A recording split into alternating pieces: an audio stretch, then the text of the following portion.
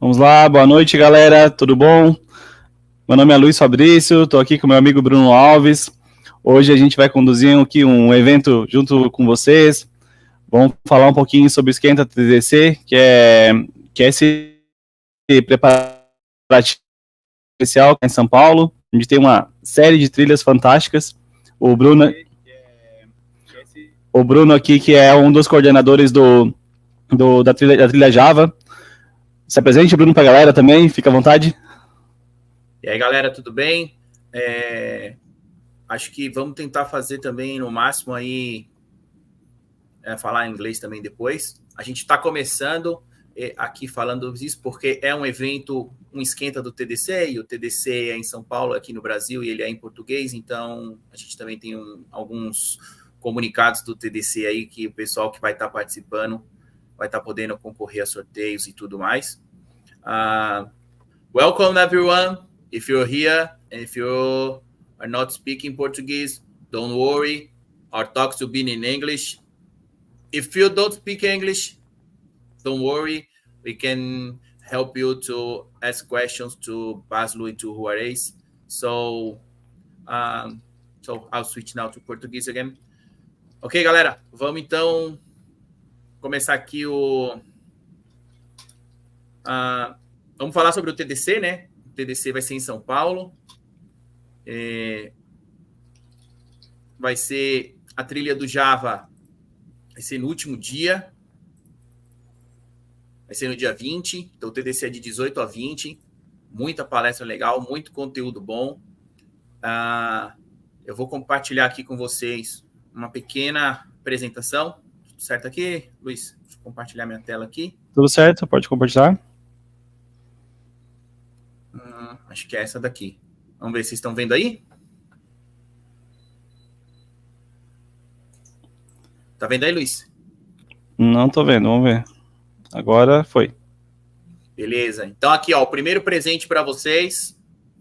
Quem não for sorteado aí no final, quem não responder a pesquisa, ou quem responder a pesquisa, mas não for sorteado, pode usar esse código aqui para ganhar um desconto, certo? Esse é o primeiro presente do TDC de estar participando. Aproveitar que o desconto é um desconto de 25%, galera. Então, assim, a gente sabe que todo mundo tem vontade, quer participar, mas hoje nós temos 2 ingressos aqui para a edição online. Temos um ingresso que vai ser através do formulário que está ali no chat. Então, acessem aquele formulário, preencham os dados e vocês vão estar concorrendo aí a um ingresso premium, né? Que vocês podem ir presencialmente. E para quem não conseguir, a gente sabe que não é para todo mundo, às vezes a gente quer, né? Mas a pessoa também tem que ir. E a gente está aí disponibilizando o código, que é o Esquenta 25OFF, que são 25% de desconto. Então, não deixem de salvar aí e no momento que vocês forem adquirir, usem ele, que 25% é um bom desconto. E se por acaso você está perdido nesse evento aqui e nem sabe o que é TDC, aqui. Próxima parada, São Paulo. Uma grande oportunidade para o seu desenvolvimento profissional está chegando. No dia 21 de setembro. Dê o próximo passo agora mesmo. Escolha uma das 30 trilhas disponíveis que abrangem as 8 áreas mais importantes do mercado de tecnologia atual. Com muito conteúdo de inteligência artificial em todas as trilhas, workshops mão na massa, centenas de palestras e o mais importante, muita gente incrível. Mas não vem sozinho, não. Traga a sua equipe, leve essa ideia para os seus amigos, para as pessoas da sua empresa e vamos participar do maior encontro de profissionais de tecnologia. Eu e toda a comunidade de tecnologia estamos esperando você em São Paulo para aquele grande encontro presencial aonde você estiver na plataforma digital. Partiu o TDC. Conecte-se com a gente, vem para o TDC. Partiu o TDC. Próxima parada. Legal. Aí, estão me ouvindo? Não pegou ali o link que o Luiz falou? Esse aqui também é o QR Code, vai lá para a pesquisa premiada. Então, a gente vai sortear só com quem responder, tá? É o nosso acordo com o TDC. Perfeito, eu acho que agora, sem muitas delongas, a gente já pode começar a trazer nossos convidados, né? Só um segundo, Luiz, só um segundo. Tem mais um presente. Olha que legal. Olha aí. Quiser um e-book desta pessoa que vos fala. Um e-book sobre dicas de Java. Então, só que eu pegar esse QR Code também aí. Beleza? E depois, mais para frente, quem sabe tem mais presente aí. Valeu? Vamos lá. Então tá, vamos chamar agora o nosso convidado, né? Tá aguardando, tem um conteúdo top. Quem já viu as palestras dele sabe que eu particularmente gostei bastante da última palestra que teve no TDC Floripa, né? Se eu não me engano. Que teve... eu gosto de pessoas que passam muito conteúdo em pouco tempo. E realmente, se tu escutar 1 minuto, 2 minutos dele falando, é uma bomba de conhecimento de assuntos que às vezes tu nunca ouviu falar, tu anota rapidinho ali para poder pesquisar depois, e eu acho que isso é muito legal, é o tipo de cara que tem substância, né? É o cara que consegue falar com bastante propriedade. Tá aqui hoje representando a Oracle, vou chamar aqui pro palco, nosso amigo Juarez. Bem-vindo, Juarez. Olá, pessoal. Tudo bem? Muito tudo bem? Aí. Como é que tu tá hoje? Tudo bem, tudo tranquilo. Muito obrigado aí pela gentil apresentação. Fico muito feliz aí pelo feedback também. E é uma oportunidade maravilhosa poder estar aqui hoje para falar para a comunidade Java em geral, principalmente a comunidade Java brasileira também. Sempre que eu tenho essa oportunidade, eu fico muito feliz como brasileiro. Atualmente eu moro aqui em Dublin, na Irlanda, já há algum tempo, mas eu acho muito importante essa contribuição, né? Nós temos a sorte, como brasileiros, de termos um ecossistema Java muito forte, com diversas pessoas aí de bastante peso na comunidade global. A minha apresentação, espero que seja valiosa para essa comunidade também, à altura dos demais palestrantes que vocês têm trazido. E vou fazê-la em inglês, né, para ver se nós conseguimos aumentar um pouco o alcance dela também, no âmbito da contribuição. Tem bastante conteúdo para falar, acho que você acertou bem, e eu vou tentar condensar o máximo que eu puder dentro de 1 hora, mais ou menos. Mas, obviamente, eu vou deixar as perguntas para o final, mas eu vou tentar responder todas as perguntas do chat. Então. Podemos começar, então? Perfeito, perfeito. Vamos lá. Pode compartilhar essa tela, que eu já adiciono ela aqui, e a gente sai do palco para que tu possa assumir. Perfeito, muito obrigado.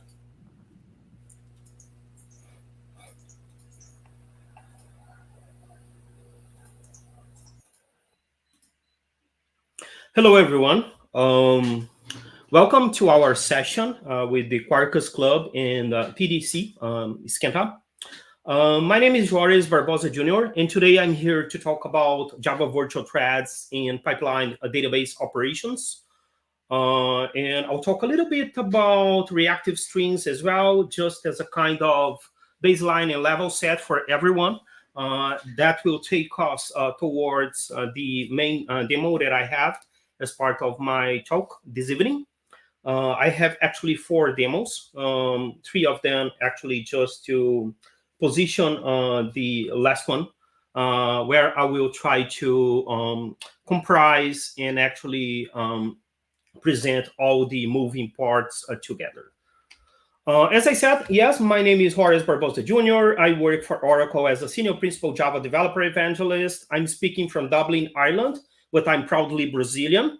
I have over 20 years of experience in software engineering and developer relations. You can see some of the companies that I've worked for here, some of the interesting roles that I played with those companies, and I'm a frequent speaker at several developer conferences. But without further ado, let's get started, okay? That's our agenda for this evening. I'm going to talk a little bit about Java app development with the Oracle database, and in particular JDBC. You can say, okay, I've been developing with JDBC for, I don't know, 10 years or so now, but it's quite important to have the right approach regarding database access, because at the end of the day, if you have a bottleneck at the data or the integration layer, that might propagate to other layers and at the end of the day impact the overall user experience of your solutions and the applications. I want to explore a little bit about our support regarding the latest versions of Java with the Oracle JDBC. Present block diagrams where we have all the building blocks and the different options in terms of the APIs that you can use. At the end of the day, Oracle, we want to give you choice, all the possible interesting options depending on your preferences. And then we will start to explore virtual threads and the classic Java platform threads. Talk a little bit about the threading model and how it works in Java, just to keep a quick recap. Explore and also, just provide a quick overview of the enhancement proposals. And ultimately, JAP 444, that's the one that actually made virtual threads a permanent feature in JDK 21.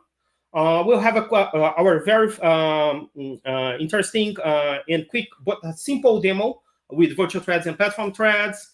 Then shift gears and talk a little bit about reactive streams and a comparison of synchronous and asynchronous JDBC. Next, I will talk a little bit about another interesting library that we have called the Reactive Strings Ingestion Library, RSI. Okay, in case you are using an Oracle database and you have to ingest a massive amount of data, applications like, Internet of Things, social media, and so on, you name it, right? That might be a good option for you as well. And next one, I'll talk about R2DBC, Reactive Relational Database Connectivity, and the same, use of R2DBC with Project Reactor, but you could be, perhaps using Vertex or RxJava, all things reactive strings. And the last topic is pipeline database operations, which is, by the way, the title of my talk, that combined with a structured concurrency. And I added a little bit of artificial intelligence as well, because 2024 is the year of AI and Gen AI, generative AI. Pretty much everyone is talking about that and exploring the opportunities in terms of how you can be implementing innovative solutions with AI. And we released the Oracle Database 23 AI that has a new vector data type, and it can also act as a vector data store. And if we have time, of course, I will take questions at the end, because I have many topics to present here. You can see it's a long list, okay? But if I have time, I'll talk a little bit about Live Labs, the Oracle Cloud account, and the Oracle ACE program. Yes, so just to provide you a quick, overview of all the options that we have with the Oracle database for Java developers. At the end of the day, we call the Oracle database a converged database, as you can see here, because we support pretty much all the different data models. And in case you have to implement, NoSQL, there's no need to install a new relational database management engine, and have another moving part that you have to manage, to patch, and and to perform all the admin tasks, because everything is supported by the Oracle database with a single database engine. So you can see here relational, spatial, NoSQL, graph, XML, OLAP, even blockchain. The Oracle database has something called blockchain tables that you can use in case you want to implement or perhaps leverage the main characteristics of blockchain as a technology, things like traceability or increased security and so on. But with the Java ecosystem on the left-hand side, you can see the famous logos here, at the top, the JVM-friendly programming languages like Java, Scala, Kotlin, all the languages that at the end of the day compile to bytecode, right?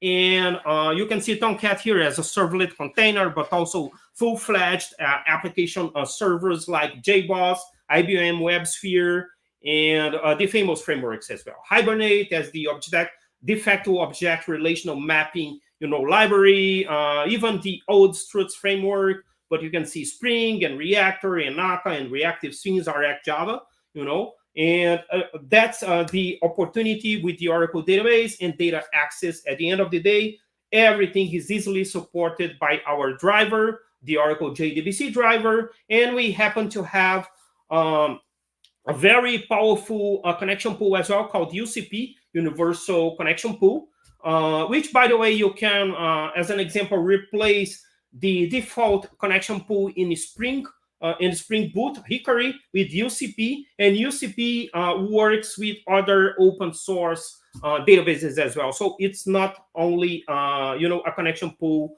that would work with the Oracle database, right? That's the overview that I talked about. We have this block diagram here. So you can see from the left-hand side, we have the usual Java business logic code, right? We can call it client code, okay? And that could be, a standalone application, a web application, a mobile application, you name it, right? And then when we move towards the right-hand side, we have the Oracle database. And you can see there's a dashed, a rectangle here in red. And we have the Oracle JDBC driver. Okay, this first arrow here. And the driver, of course, it implements, the JDBC specification, the available versions of it. It's a JDBC theme driver. But interestingly, it also has something called JDBC reactive extensions, which, by the way, supports the feature that I'm going to talk about, later on. And that is effectively the implementation of the Flow API released as part of Java 9. Okay, and we'll see that in action, by the way. The next one is R2DBC, Reactive Relational Database Connectivity. You can see this arrow here, listing operators. We are talking about reactive strings. So you can use your library of choice. That can be Vertex, as I said, RxJava, Project Reactor, and so on, to implement full reactive strings and, leverage all the capabilities provided by that. But at the end of the day, that's a kind of, different way of, accessing data. But it's an interesting one because in case you are using reactive strings in other layers of your application, it might make sense to extend that to the data access layer as well, right? So you can implement reactive strings from end to end in your application. That might also simplify your code base. But interestingly, now with the JDBC driver and with the advent of virtual threads, we can actually revert to using JDBC the way it is, right? With virtual threads, lightweight threads. I'm going to explain that, in a minute. Have synchronous blocking calls again. Okay, so you don't have to do things in a kind of a synchronous way and handle back pressure and, use reactive strings, which is, by the way, powerful, right? But a little bit complicated to debug when you delegate, a call to a reactive strings library. At the end of the day, you never know which thread is behind the scenes processing the call. It's a little bit difficult also to learn. There's a steep learning curve, right? So that's why it's interesting to use the JDBC driver with virtual threads. Okay, but I'm going to talk about all these building blocks here. Some of them I will just, provide a glimpse of the capabilities, but I will point you to the right resources. I have a specific slide with that, but all my slides, they have, I would not say all slides, but many slides, they have links to blog posts and code samples that I created. Okay, so that's the case with the JDBC driver. As I said, support to the latest Java versions. We have, Java 11, 17, and 21 being certified. JDBC standards, covered. Of course, batteries included.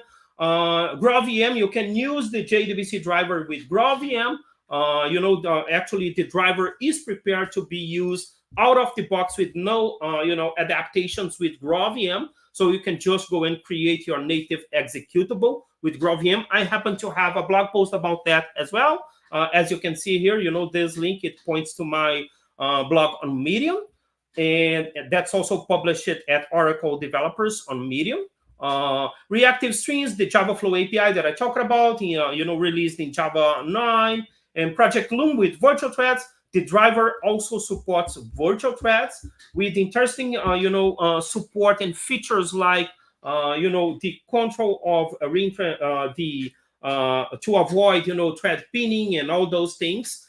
At the end of the day, as I said, it's important to talk a little bit about data access because it is crucial in mission critical applications to have the right approach to that, right? Otherwise, you might sacrifice the entire user experience of your application in case you have a bottleneck.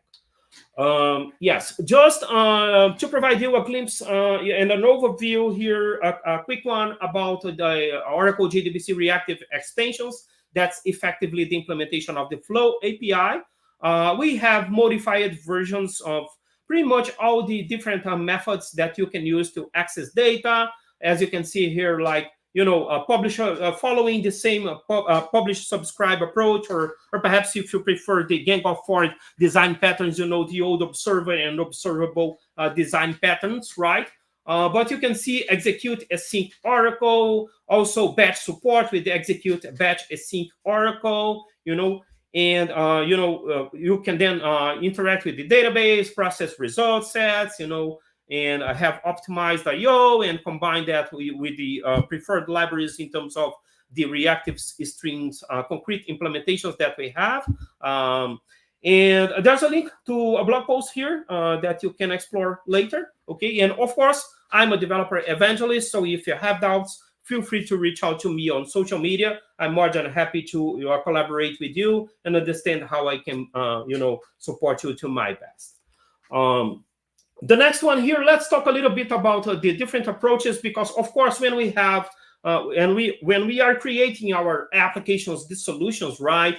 We have the business processes. We can decompose those into use cases and then the functionalities. And the use cases, as a good architect, as a good software architect, I have to decide about which ones would be synchronous and which ones would be asynchronous, right?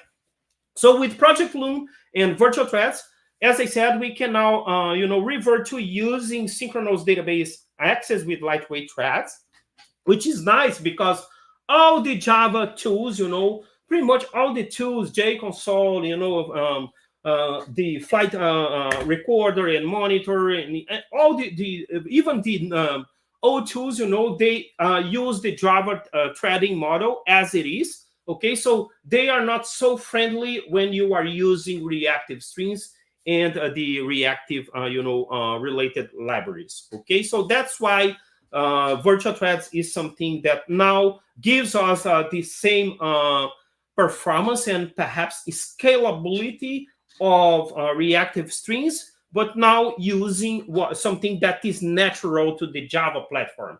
Okay. You can, of course, combine standard JDBC with virtual threads.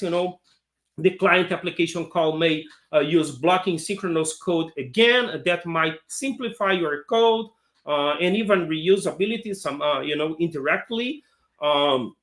Usually the libraries, they might need to be compatible with virtual threads, but we are seeing, that being, refactored and implemented by all the main, I would say, frameworks, libraries, even application servers like Tomcat is also using virtual threads now, and we have Nima, a new server, implemented by the LATAM project and the Oracle Labs.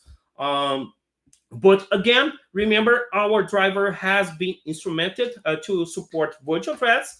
Okay, so that is something easy for you to use. Okay, with the reactive programming, as you may remember, asynchronous database access with non-blocking network I/O, and we have options in case you want to use that.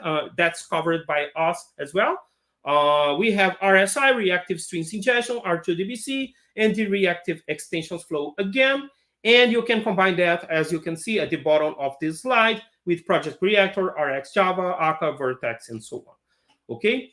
I'm going to be quick here because at the end of the day, if you are, participating in our session here, I assume that you are a Java developer, so you understand what a Java thread is, right? So With classic platform threads, the problems regarding database access is that a JDBC call would block a thread for hundreds of milliseconds, because at the end of the day, there's a thread per request style approach to that.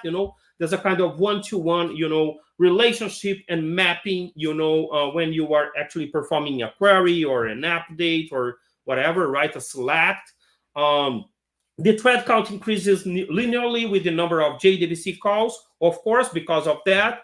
And there, you might, have to cope with performance degradation as the number of threads increase. And, additional, on top of that, also demanding in terms of the hardware resources, disk, network bandwidth, memory utilization, and so on, right? And at the end of the day, with platform threads, the scheduling process is a little bit expensive if you compare it to platform threads, which is, by the way, something fantastic, because now with platform threads, you can create millions of threads, so you can do perhaps more with less in terms of using the same hardware resources, but being able to have better throughput, better performance, scalability, and so on. Something that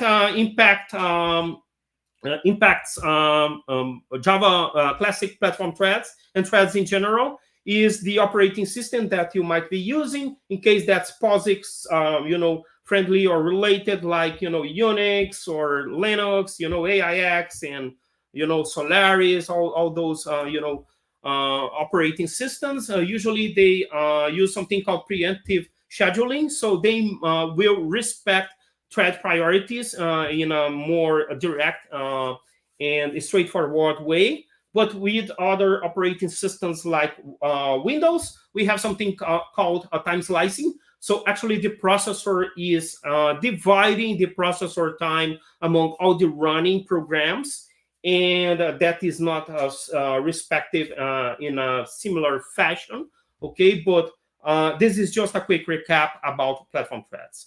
Let's talk about virtual threads now. Three different, JDK enhancement proposals.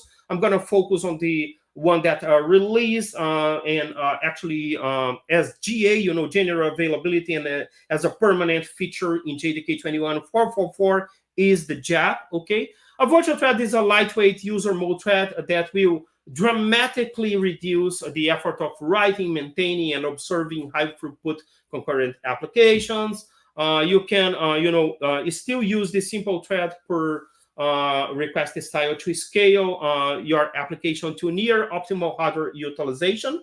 Of course, as we are now using blocking code and virtual threads, the three different enhancement proposals, they did not modify the the contract for Java lang thread, just extended it a little bit and added some methods and some builders and things like that. That's fantastic, because we know in software it's really difficult for you to create something that is effective, delivers a feature, but it is still simple, right?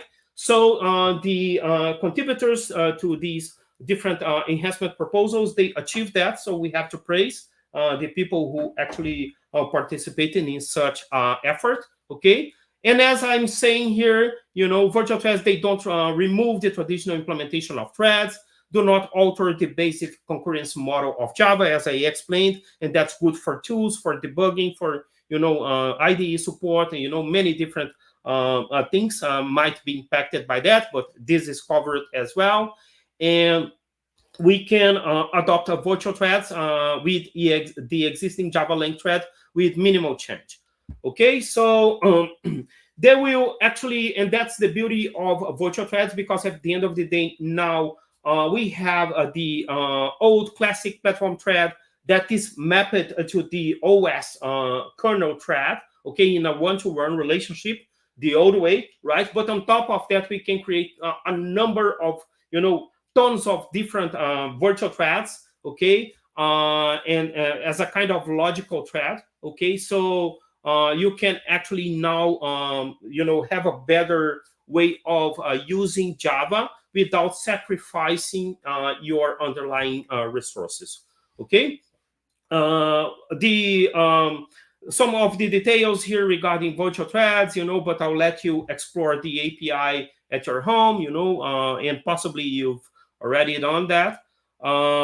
Just because I spoke about priorities, you can see that virtual threads have a fixed thread priority that cannot be changed, okay? And they are daemon threads, so do not prevent the shutdown sequence from beginning low priority ones, okay?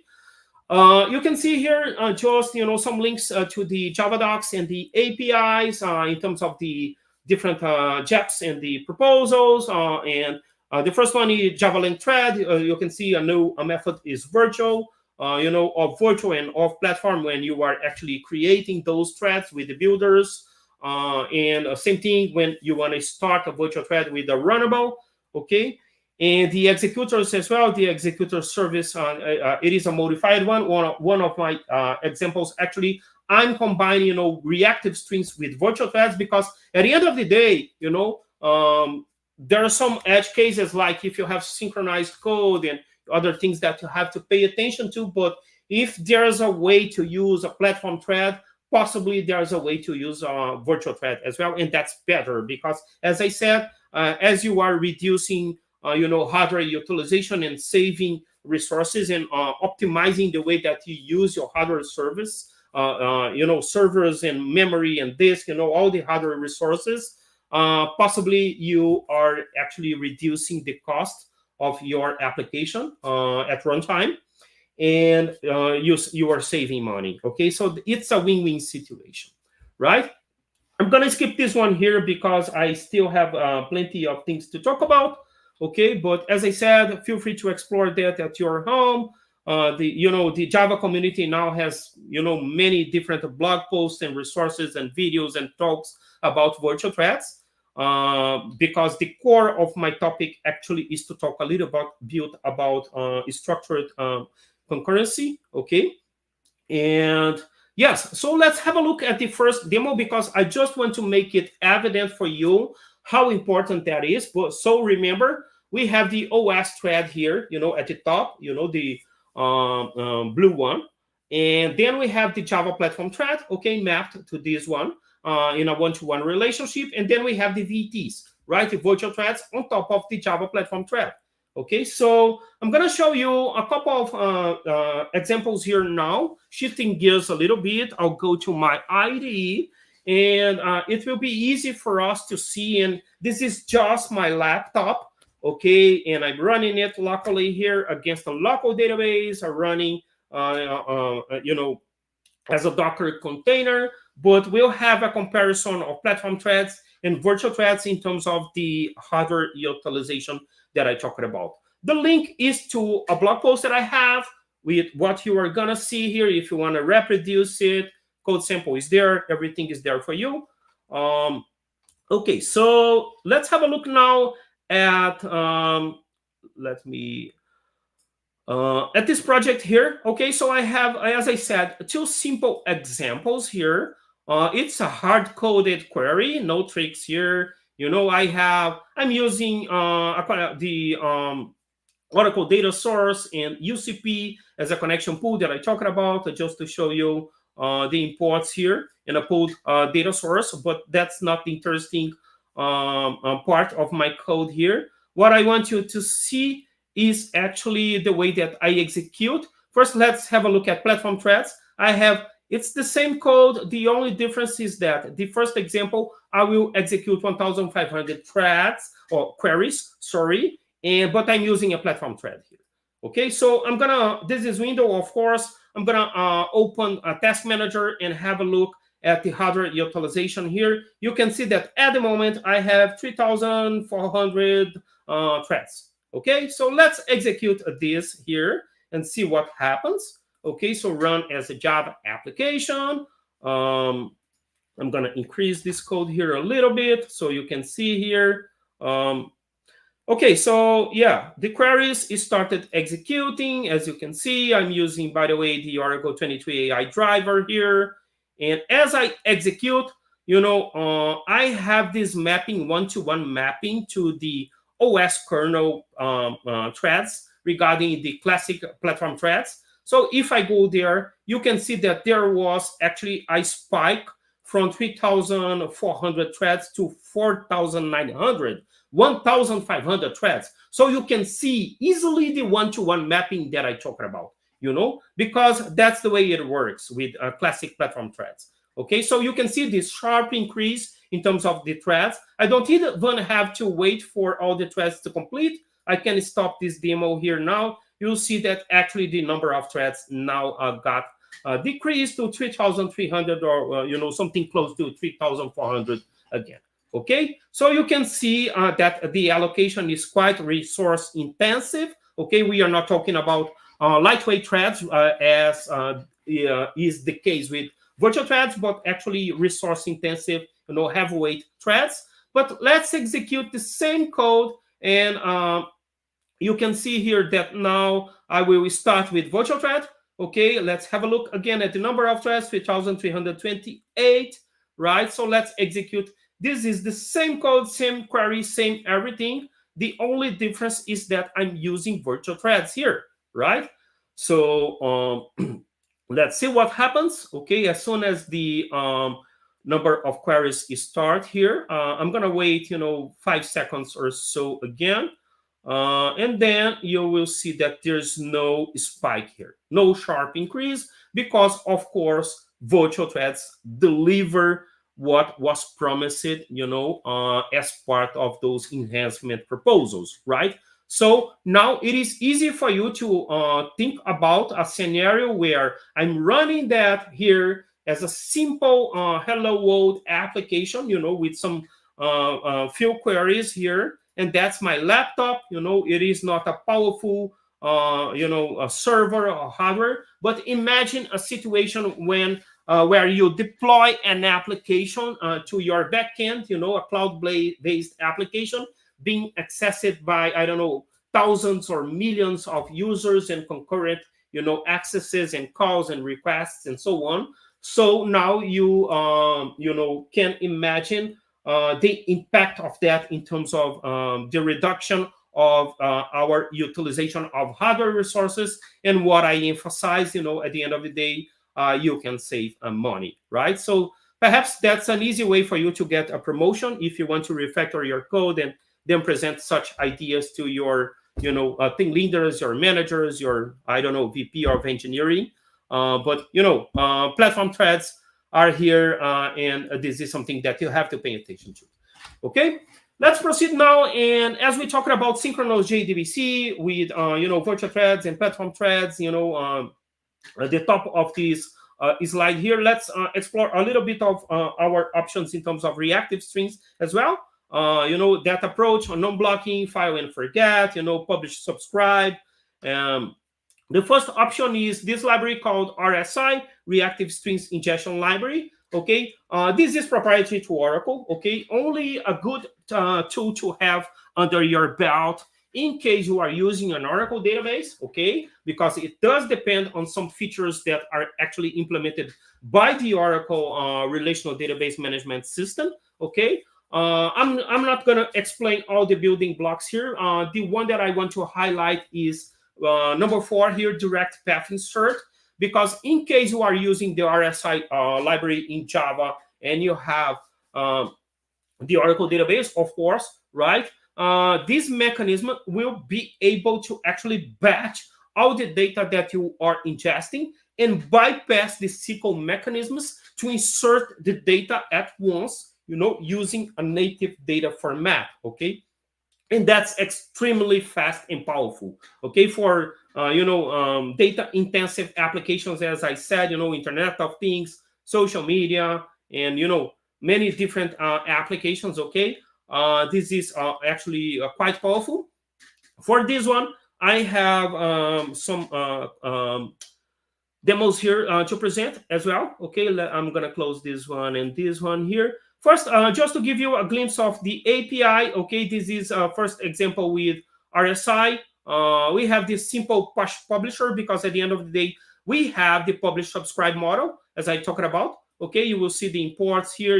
We have the push publisher, and the way that it is implemented here, you'll see the central component to that is the RSI component, reactive strings ingestion. Okay, I have this builder method. I inform the, this is JDBC at the end of the day, the URL, username, and password for my database, the target schema. I have to start a worker thread pool here, and I can configure, additional params in terms of the buffer and other things. And of course, in terms of the mapping, I'm mapping the customer table here, so you can see the entity method here. And after that, I can then just subscribe to my subscriber, and I have the publisher, and then I can insert the data. Okay, I can let's have a look at the database table that I have for this example here. Actually, I think I still have data here because yes, I was testing. Let me just delete these records here, and yeah, there's nothing there anymore, so I can just run this code here. You will see how easy it is to actually use this API. Okay, it's already executed, and you can see that I inserted all the data, but this is just a hello world example. There are other options here. You can even when you are implementing, it's not here, but actually introduction, yes. You can also use a flow publisher, object publisher. You can create your own subscription and your customized publisher as well. But at the end of the day, this is quite powerful. And I can prove that because I have another example now, a more elaborate application. You can see a producer here. This diagram is using a JMeter, but actually I implemented a producer with virtual threads as well. And I have messaging here, okay? So Java message service, and I have as my message-oriented middleware ActiveMQ with 3 protocols, AMQP, MQTT, and Stomp, okay? And I have the RSI service here using direct path insert to insert 50 records. So let's have a look at this demo now. First thing, I have to, of course, start ActiveMQ. Okay, so I'm going to do that now. It's a quick one. And yes, after that, I will select one of the listeners that I have for the application. Okay, and just to allow you to understand the structure of this application, RSI example. One of the listeners here, I don't know, yeah, let's have a look at the AMQP here. So you can see that I'm using, the JMS API here, no tricks, I'm not reinventing the wheel here, and targeting ActiveMQ. And after that, I start the listener, okay, and then I'll be able to actually insert the data. So you'll see how powerful that is. Okay, so let me start the listener externally here. And yeah, connected to ActiveMQ and waiting for messages. And then I have this message producer here. And for this one, as I said, I'm using, just for fun, virtual threads as well. And I will insert 50 records. They are similar in terms of a JSON data set that I downloaded from the internet. So let's just have a look at this table here. I think, yes, I have the 50 records here. I'm going to delete them. And after that, if I run the query, you'll see that the table is empty now. And I can just run the application. And okay, it is executed. So I can go there and you can see that I inserted 50 records extremely fast. Okay, so as I said, if you have an Oracle database, that's an option for you. This is the architecture for the this application. I have a blog post with this entire solution in the code sample as well. By the way, after my presentation, possibly you will be able to access and get this deck from the organizers. Okay, but if not, as I said, feel free to reach out to me on social media. Okay, and of course, with the Oracle Cloud Infrastructure, you can think about all the possibilities and the different services, and combine that with microservices and all the bits and the building blocks to create extremely powerful applications with this API. The next one is R2DBC, Reactive Relational Database Connectivity. That's an interesting one because the RSI library is a closed source one, okay, but this one is open source. As you can see here at the bottom, R2DBC 120, Apache v2 license, that's open source software, OSS. And R2DBC is interesting because I can say that many database players, they have an implementation of RDBC, including Oracle, right? This is a link to the GitHub repo, okay? I do recommend you to have a look later because my example here is just a simple one to show how it can be used. And that's important, of course, also for the presentation about pipeline DB operations. And I have a blog post about this one as well on Medium. Okay, so just go there and have a look if you are interested. And the GitHub repo has more examples about things that are important, like how to properly implement security, all the mechanisms, and so on. Okay, so that's another demo then. So you can see on the left-hand side the traditional JDBC code here. So we have a statement or a prepared statement, okay? So I created from a connection, Java SQL connection, and then I can execute the query and get a result set, and I process the result set. With R2DBC, we are talking about reactive strings, of course. So this example here I'm using, from Project Reactor Flux. Okay, so I create a statement, then I execute, and then you can see I can use the reactive operators here. Okay, so it's quite straightforward, easy to use. Okay, no tricky code here. So let's have a look at this example with R2DBC now. I'm gonna close this one here.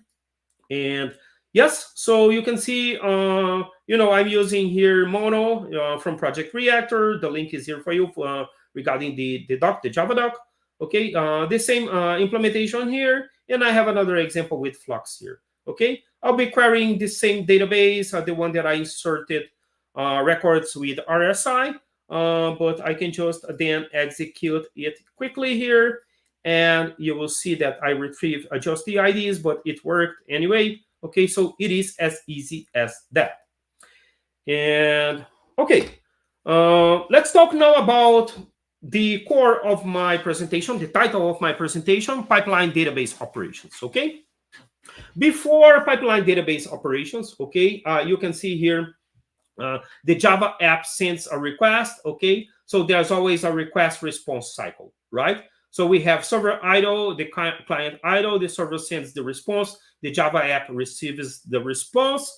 So the server must complete the processing of the request and send the response before accepting another request, okay? And the client and the server have idle time. At the end of the day, we are talking about, synchronous calls, right? So, or perhaps online calls, right? It is not a kind of fire and forget approach to it, asynchronous calls, okay? But with pipeline database operations now, that's interesting because I can use this capability, this feature, and the mechanisms to support non-blocking requests and responses. Okay, so again, with no pipeline, you can see request, response, but here you can see many requests and many response with pipelining. Okay, so the application can asynchronously perform other operations, and the server processes the request in order and sends the responses back to the client when ready. Okay, benefits: improved response time and throughput, and particularly useful when network latency is high. And speaking of, some of the benchmarks, okay, you can see the numbers here. Of course, there are many things that might impact the results.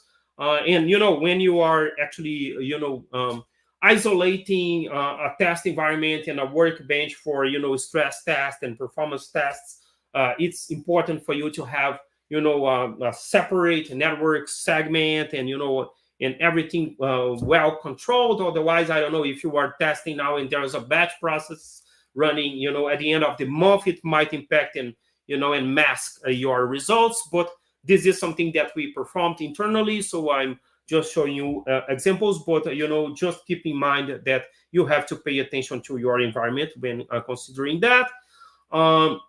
And now with the Oracle JDBC driver 23AI, and 23AI is the latest version of the Oracle database, which, by the way, has a free version that you can download and run locally. Okay, the examples that I executed, I have this database running here as a Docker container, but I'll show you my core example, the fourth code demo here, actually running the same version of this database, on top of our Oracle Cloud infrastructure, okay, with something that we call autonomous database. Autonomous because it has behind the scenes some AI background, processes that are actually responsible for things like performance tuning, patching, all those things that usually the DBA is responsible for.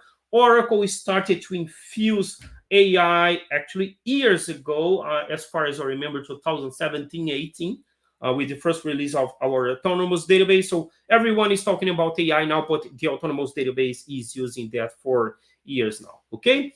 And in terms of support for pipeline database operations, you can combine that then with JDBC reactive extensions, the reactive strings libraries that I talked about, virtual threads, structured concurrency, and even the standard JDBC batching API, okay? So examples here, JDBC reactive extensions and pipeline database operations. So you can see examples here in terms of the code and the way that you can combine that with the Flow API, but that's not the core of my demo anyway. R2DBC as well and pipeline database operations are pretty much the same example. You can see Flux and Mono again here.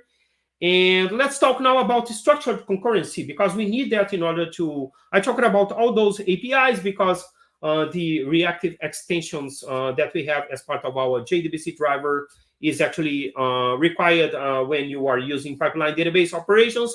But I combine that with structured concurrency, virtual threads, and in order to have a kind of resource-intensive, call, I'm actually accessing the Oracle Database 23AI with and doing a little bit of what we call interaction with an AI, Gen AI model to do some vector embeddings, and I will create the vectors. You will see everything in action, and that's the heavyweight task that I have that will be actually used as the subtasks that you are seeing here on the right-hand side.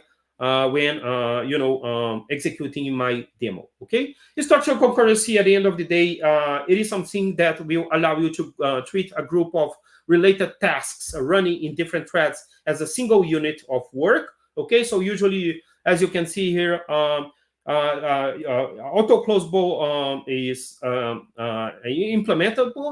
implemented, sorry, okay? So you can use the traditional try with resources, a block, and there's something called the structured task scope class that is the core of that. So you fork the tasks, then you join them, and you can handle the results, the outcome, okay? And that's what this block diagram represents here. In order to talk about the demo and finalize my presentation, I have to just introduce you to 23AI. Difficult for me to talk about all the things that Oracle implemented, as part of this release. Over 300 major new features.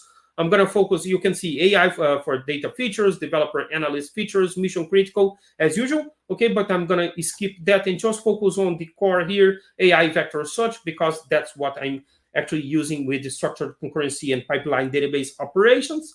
Okay, but other features, perhaps for developers, an interesting one, JSON relational duality views. That's quite nice. I do recommend you to have a look later if you want. Tool cache is also a very powerful cache that we have now. And the usual mission critical related, features, okay? As I said, this database is available for download. There are free versions of it, Docker images, also VirtualBox, images and, OVA files and so on. I can actually just show you if you want. Let me just do something here so you can see it. If I do Docker PS here, you'll see that actually at the top, I have a version of this database running locally here. And the couple of initial examples that I presented, I used this version. But if I go to my browser, I also have that, available as part of Oracle Cloud, which is, by the way, something that I will access for the example with structured concurrency here. Okay. So same version, okay, the autonomous version or the free version that you can, as a developer, use for free, okay, to learn and perhaps, be creative in terms of implementing your solutions. They are there for you. Speaking a little bit of AI vector search, okay, I'm going to be really quick here, okay. At the end of the day, what we call vector embeddings, we can gather and process the target data set, text, documents, audio, and video, okay, as part of Gen AI. So we send that to LLM, large language model to be pre-processed, okay. The LLM will learn the patterns and relationships with the data and generate the embedding vectors. So we actually convert that to some vectors, okay, floating point vectors.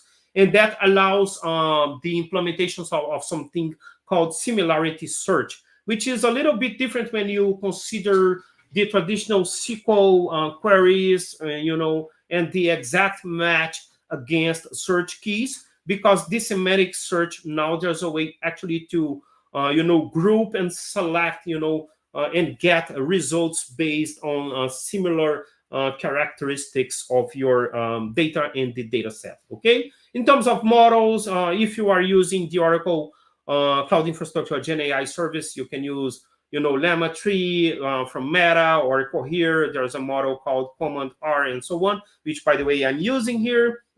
And, when you have that stored, you will see the vector embeddings there, as we are seeing here, the central column as part of this example here. That's what we call the embeddings, okay? And that is what will allow the functionality of similarity search. So let's have a look at our demo now, okay? We are gonna combine now structured concurrency with pipeline database operations and AI vector search, just because I wanted to build something, nice, interesting here, and perhaps that would be more than a toy in terms of having an operation that might be somehow, a resource-intensive heavyweight one, because, structural concurrency is good when you have, perhaps things that are more related to I/O, because in Java and in Java concurrency, we also have, fork, join, pull, and all those things, okay? But it's a different scenario, perhaps use case that we want to address here. So the code creates a database, populates the database, updates the database with the vector embeddings, and performs some vector similarity searches. Okay, this is the general architecture. Okay, I will string text from a book about animals into a table.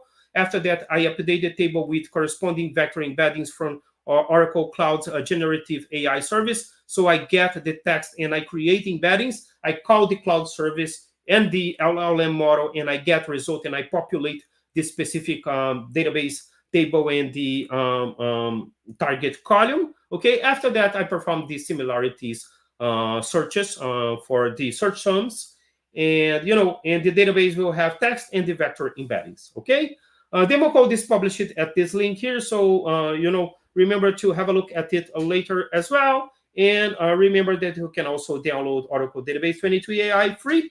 Right? In terms of the code here, this is a simple table. I would highlight that, as you can see here, the embedding column, you have the vector data type here, which is a new vector, a new data type in the database. And interestingly, Oracle also implemented some, out-of-the-box native functions for things like, the different comparisons that you can apply, and the distance and things that you can use, like cosine and, and the way that you can orchestrate that. You don't have to perhaps use an external library or implement that from scratch, because that's also covered by the database. Okay. This example here, you can see I have this list of books here. I have the creation of my task scope here. This is effectively the component that will enable it. I will fork, perform my operation, and then I can join. And that's pretty much the design pattern regarding it. I do the same thing with the updates in the table. I'm going to show the code because it is better. This is just to illustrate the flow first, okay? And then I can perform the similarities searches. I don't have a full RAG capability here because I'm not interacting with the chat model. This is just the embedding side of that, just because I wanted to use it as a kind of support to implement the feature. This method here, search table text, performs a similarity search against the vector embeddings, convert the search terms to vector embeddings, pipeline queries with vector distance of virtual threads, as it allows for concurrent progress of many instances from one JDBC connection. And that's the main capability of it, okay? Because we are talking about just one JDBC connection that can actually achieve such a scalability, okay?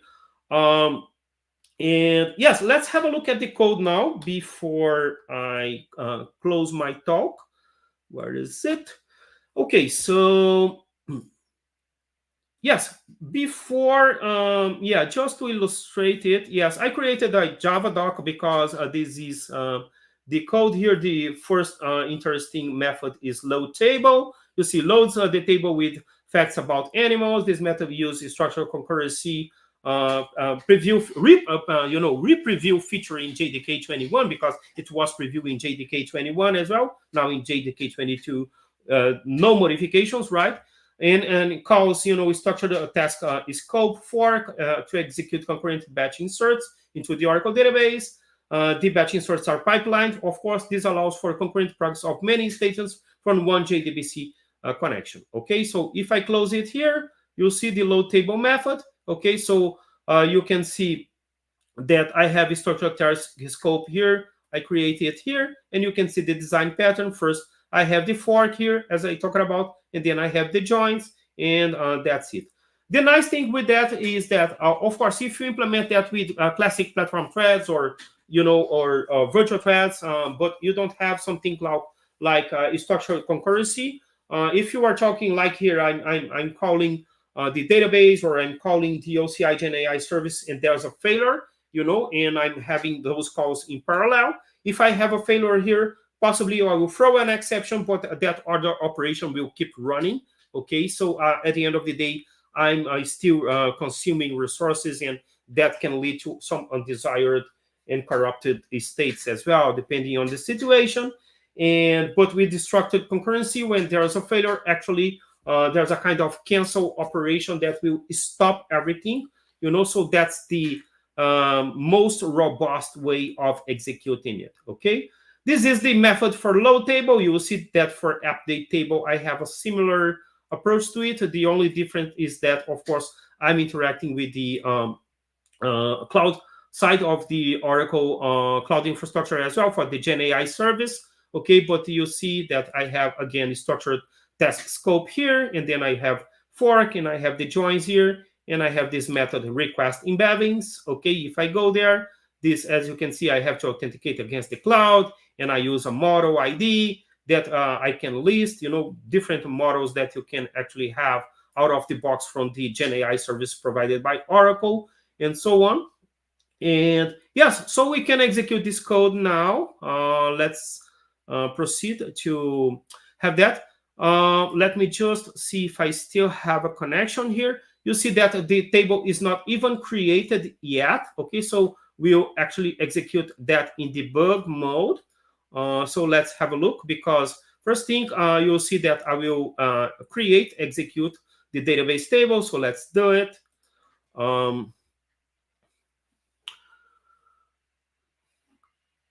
Okay, let's go. Come on. What's going on? Yes, first, of course, there's an additional breakpoint here. You can see this is actually the version of the 23 AI driver that I'm actually using as a dependency, not here, but here. Where is it? Yeah, you can see Java 22 is being used here, of course, because that's structured concurrency being used. The JDBC driver, UCP, the connection pool that I talked about. These are some PKI related tools, because for this authentication, I'm using a wallet. So it implements what we call MTLS, mutual TLS. So that's the highest level of security that you can get from accessing a database with JDBC. Okay, and then I have the dependencies for the GenAI service on the Oracle Cloud Infrastructure, but that's it. Okay, so if I proceed here now, you'll see that first I will create a database table. So if I go there now and I query, you'll see that now I have the table, but it's an empty table, of course. So now we are going to proceed to the update table method. So yes, you can see that it is being processed here. So now I first loaded the data from that data set. So if I execute here now, you see that I have the records, but just the text. The embeddings are not here yet. So I still have to interact with the GenAI service, right? Create vector embeddings and then have them added here. And that will actually happen as part of this update that is, again, using the structured concurrency support provided by JDK22, right? So I'm doing it now. So, you know, I'm getting that from the Oracle Cloud and so on. And yes, so before, and then I can perform my similarity searches, right? But if I go there now and I query the table again, so you will see that beyond the plain text that I got, now I have the vector embeddings. Okay, so this is what we call and this column is actually a column created with a vector data type, right? So now the only thing that is left here is that I can actually search for several terms now, and I have a list of terms here. The first one is predatory behavior of cats.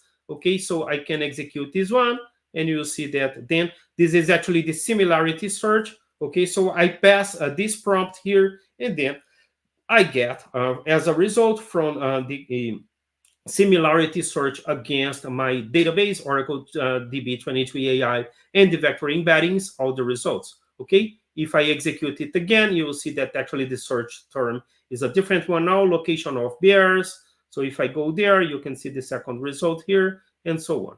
Okay, so I can just remove this breakpoint here and then proceed to have everything else executed. Yes, so that's it. At the end of the day, virtual threads or reactive streams, okay, Oracle JDBC supports both, because as I said, Oracle wants to give developers, you know, all the best, you know, libraries, and, you know, depending on your preferences or your requirements, you know, functional, non-functional requirements, you decide, right? Everything is there for you. Virtual threads, you know, the JDBC driver is virtual threads compatible, as I explained. You can also use GraalVM with it to create native executables. That's a good thing, because with GraalVM, you know, at the end of the day, the unused classes, interfaces, everything is actually, they are removed. So indirectly, that's good for cybersecurity as well, because you are reducing the surface attack area of your application, right?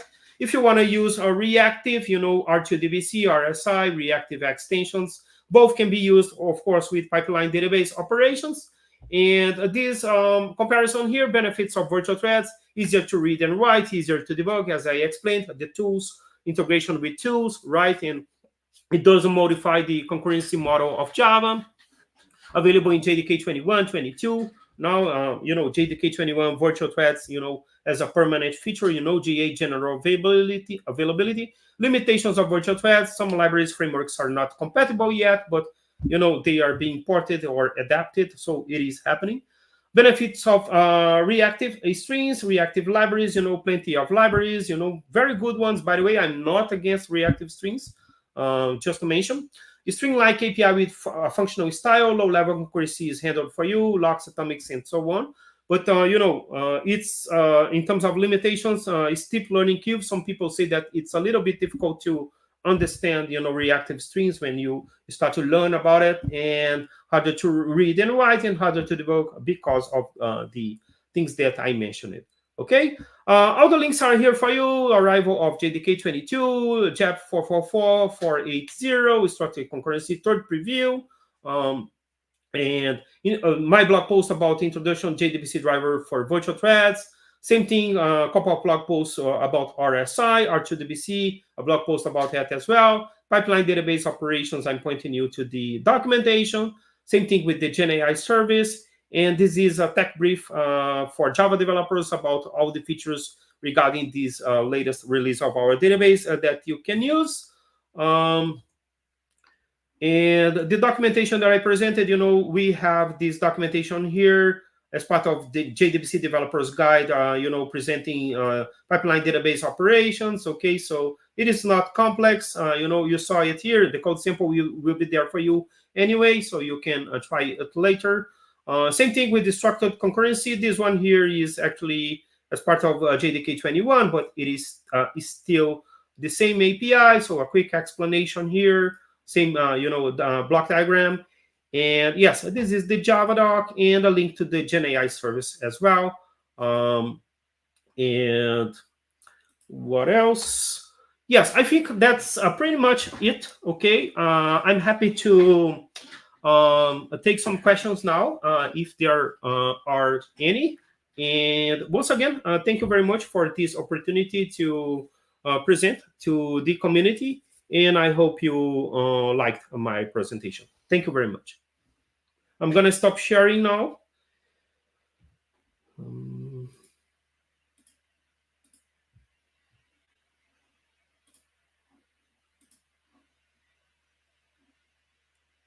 Okay, Bruno. Hello, can you hear me? Yes, I can. Okay. Yeah, thanks so much. About structured concurrency, next month we have the launch of GTK 23, right? So we'll have the third preview. So maybe only next year, right? To have structured concurrency in a GTK.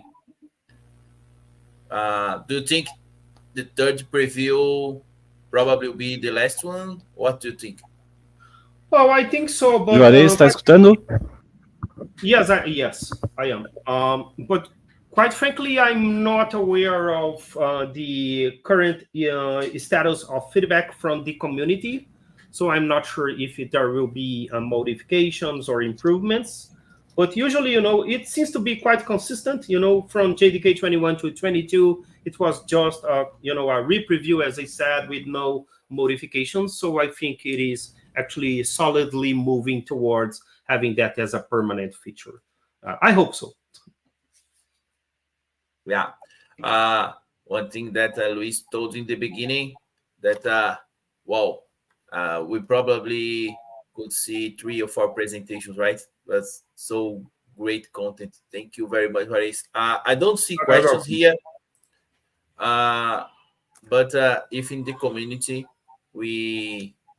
people ask for something, I'll happy to share with you the question, right?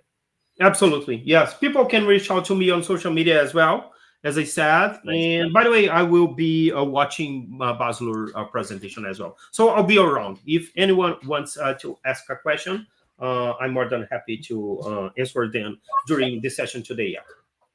Okay. Tonight. Okay. Thank you so much. Thank you. So, continuing, we'll talk about, again, TDC. So, I'll switch to Portuguese again. E aí, galera? Enquanto a gente espera o Bazlur.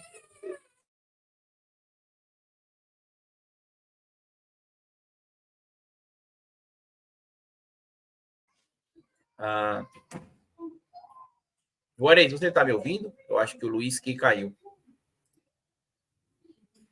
Estou sim. Tá. O Luiz disse que caiu a energia aqui, daqui a pouco ele volta, é ele que consegue fazer as coisas aqui. Mas enquanto isso, pessoal, eu vou compartilhar aqui com vocês o Esquenta TDC. Então, quem não respondeu a pesquisa, vocês estão vendo a tela aí? Deixa eu fazer aqui a apresentação. Quem não respondeu a pesquisa, responda. Certo? E aqui tem um videozinho de novo do TDC. Vamos lá, pessoal.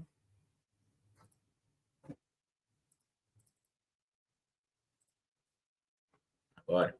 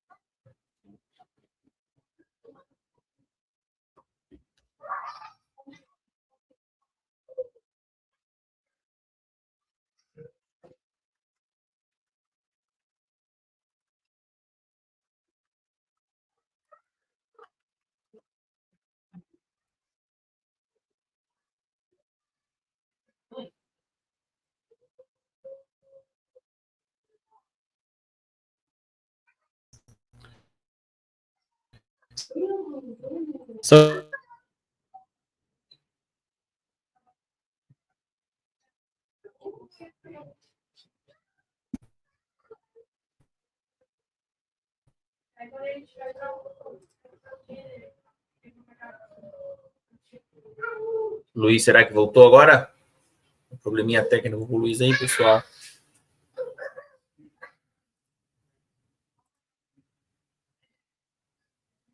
Deixa eu ver se eu consigo remover ele. Não consigo.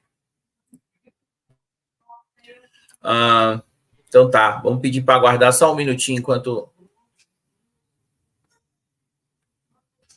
o Luiz volta. Enquanto isso, vou compartilhar com vocês um outro presente.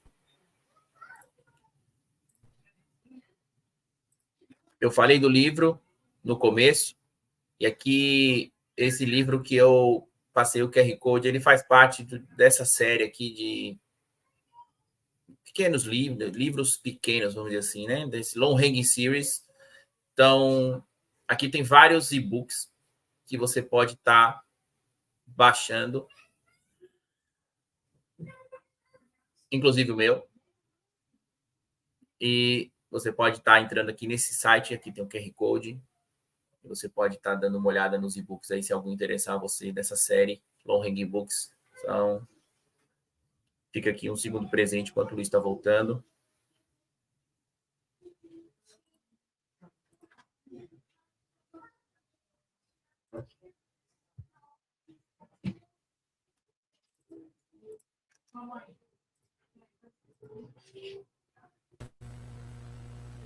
Estão me ouvindo agora, me vendo? Agora sim. Oh, aleluia, caiu a energia, caiu tudo aqui, mas voltamos aqui. Então, Juarez, muito obrigado, tá? Pela tua palestra. Tem bastante conteúdo para ser digerido, foi bastante coisa, tem bastante material interessante. As perguntas, elas costumam chegar no decorrer do dia, então é bem provável que entre hoje e amanhã eu vou te passar algumas perguntas para que tu consiga ajudar a esclarecer a turma aí. E, mais uma vez, muito obrigado mesmo. Eu que agradeço, pessoal. Muito obrigado mesmo. E, por favor, me envie as perguntas, fiquem à vontade aí, como eu falei, para perguntar qualquer coisa. Se eu não souber, vamos aprender juntos. Eu vou atrás e aí vamos aprender juntos. Perfeito. Muito obrigado mesmo, então. Obrigado. Até a próxima. Muito obrigado. Nos vemos.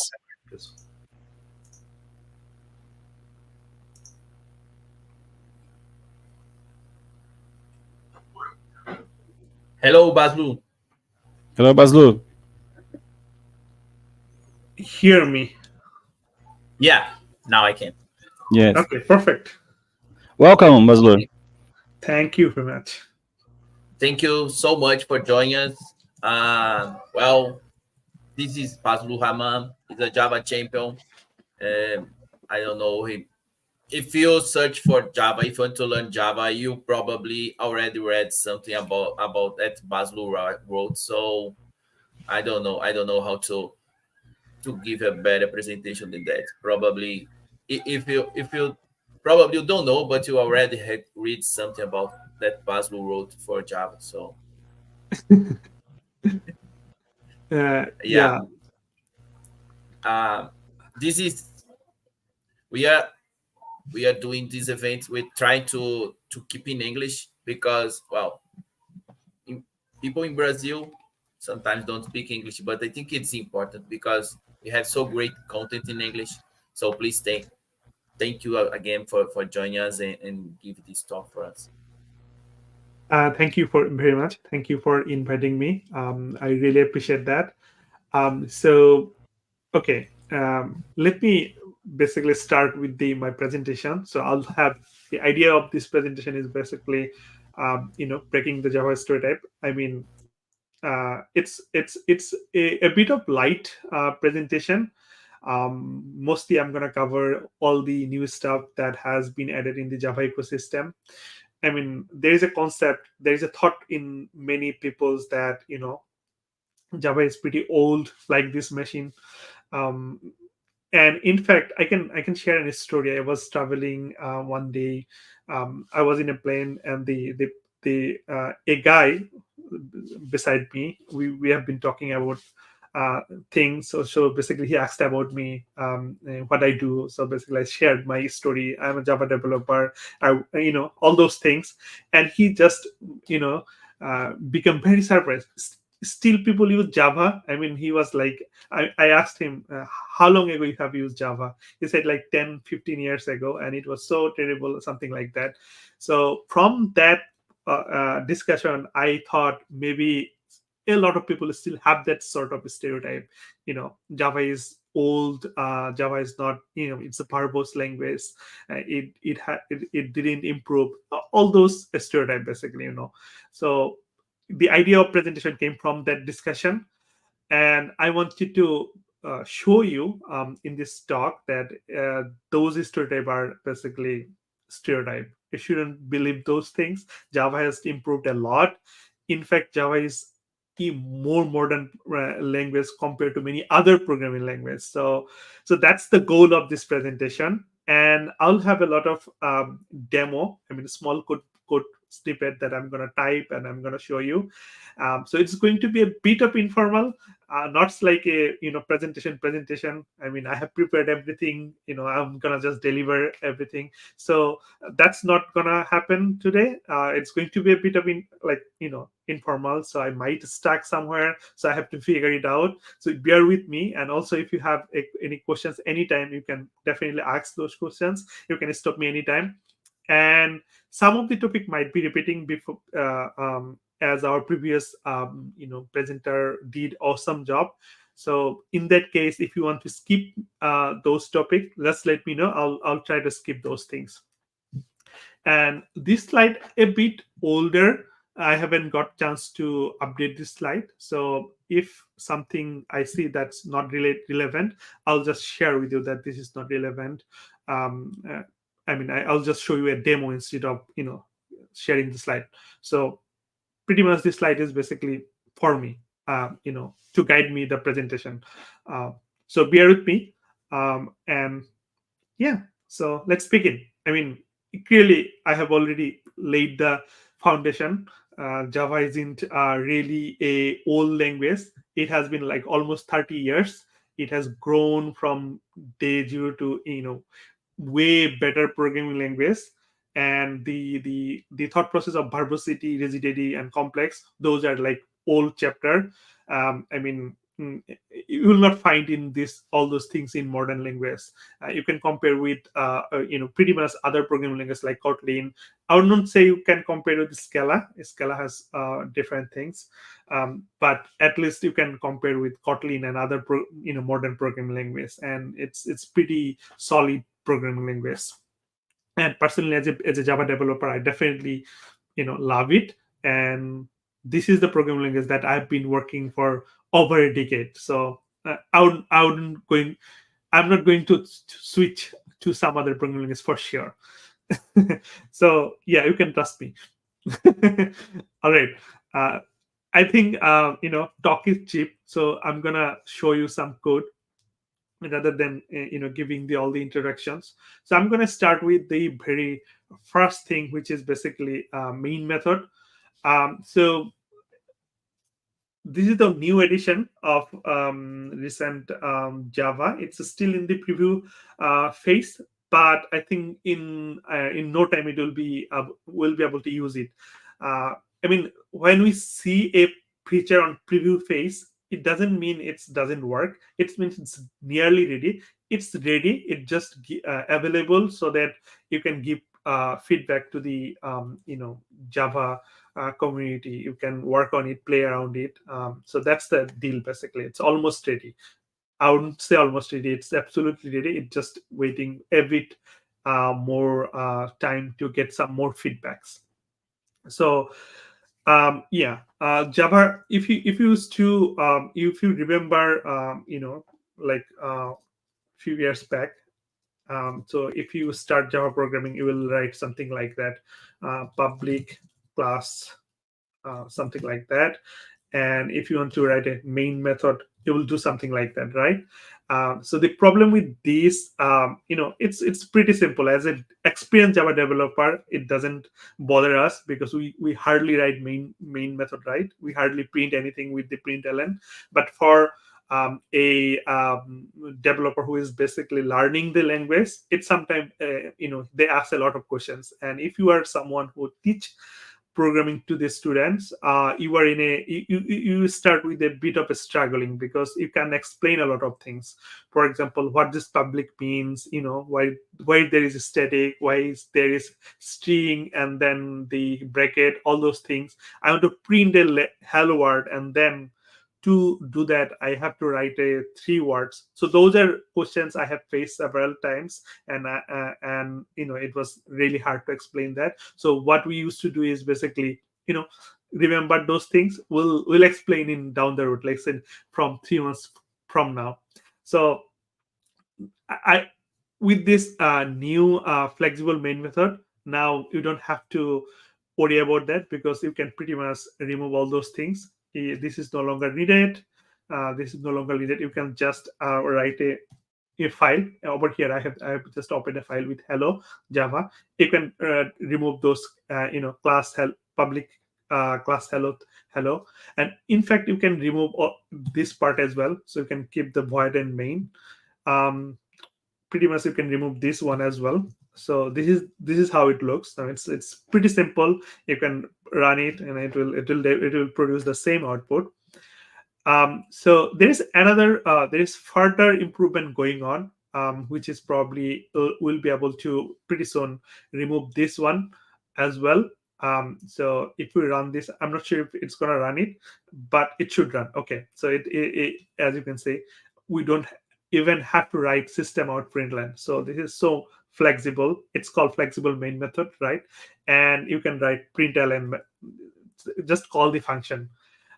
So IDEA is not recognized, but it can run it. Basically, the idea is there is a class called IO, in the JDK. It's under preview. So it has added a few static class, println, print, and read ln. Basically it can read a line. So by default they are automatically imported, so you don't have to import them. You can just use them pretty much, and then you can go ahead and write whatever you want to write. And then if you want to read a text from you can just do something like that. So it's pretty easy. It's look like Python, but it's definitely not Python because we have curly brace and semicolon. So that's the difference. All right. So yeah, moving ahead. That's a fantastic thing, and I'm loving it. Now if I want to teach someone Java, I don't have to explain a lot of things. So it's a good start, at least to my opinion. All right, moving on. So that's a flexible main method. It's a still preview feature, so you'll probably not be able to use it directly without enabling preview. If you want to use it, you just have to add if you want to run it something like that, you have to do it Java enable preview something, and source, you probably have to mention the source. Currently I'm running 23. So if you want to run it in the terminal, you can use this command line argument. Idea somehow automatically enable those preview method. For example, as you can see, when I run, it added this enable preview automatically, so I didn't have to do anything. For if you want to run on idea, but you have to set up that that you are using latest JDK, and I use basically SDKman to install my latest JDK. So let me go to terminal. I just want to show you this because a lot of people doesn't know what SDKman does. So SDKman is basically a command line tool. If you want to list all the Java, you can list all the Java. As you can see, there's a lot of distribution. OpenJDK over here. You can pick any of those. And if you want to try with the latest one, for example, if you want to try with the OpenJDK 24, it's available here. All the features that already added to the JDK 24, you can just download with the SDKman and you can start using it. And I keep on pretty much using all the latest features so that I can experiment with all those things. So for example, currently I'm using this version OpenJDK. It's the latest one for 23rd. All right, so that's about main method. And in fact, you can use it as a script as well, right? You can declare a variable over here, age, let's say 42, and you can access that over here. You can, if you want to write a method, you can definitely do that. Say hello. So you can do that, right? And you can access this. Let's say I want to access this over here, right? So I can definitely run it, and you can access this variable. So let's say if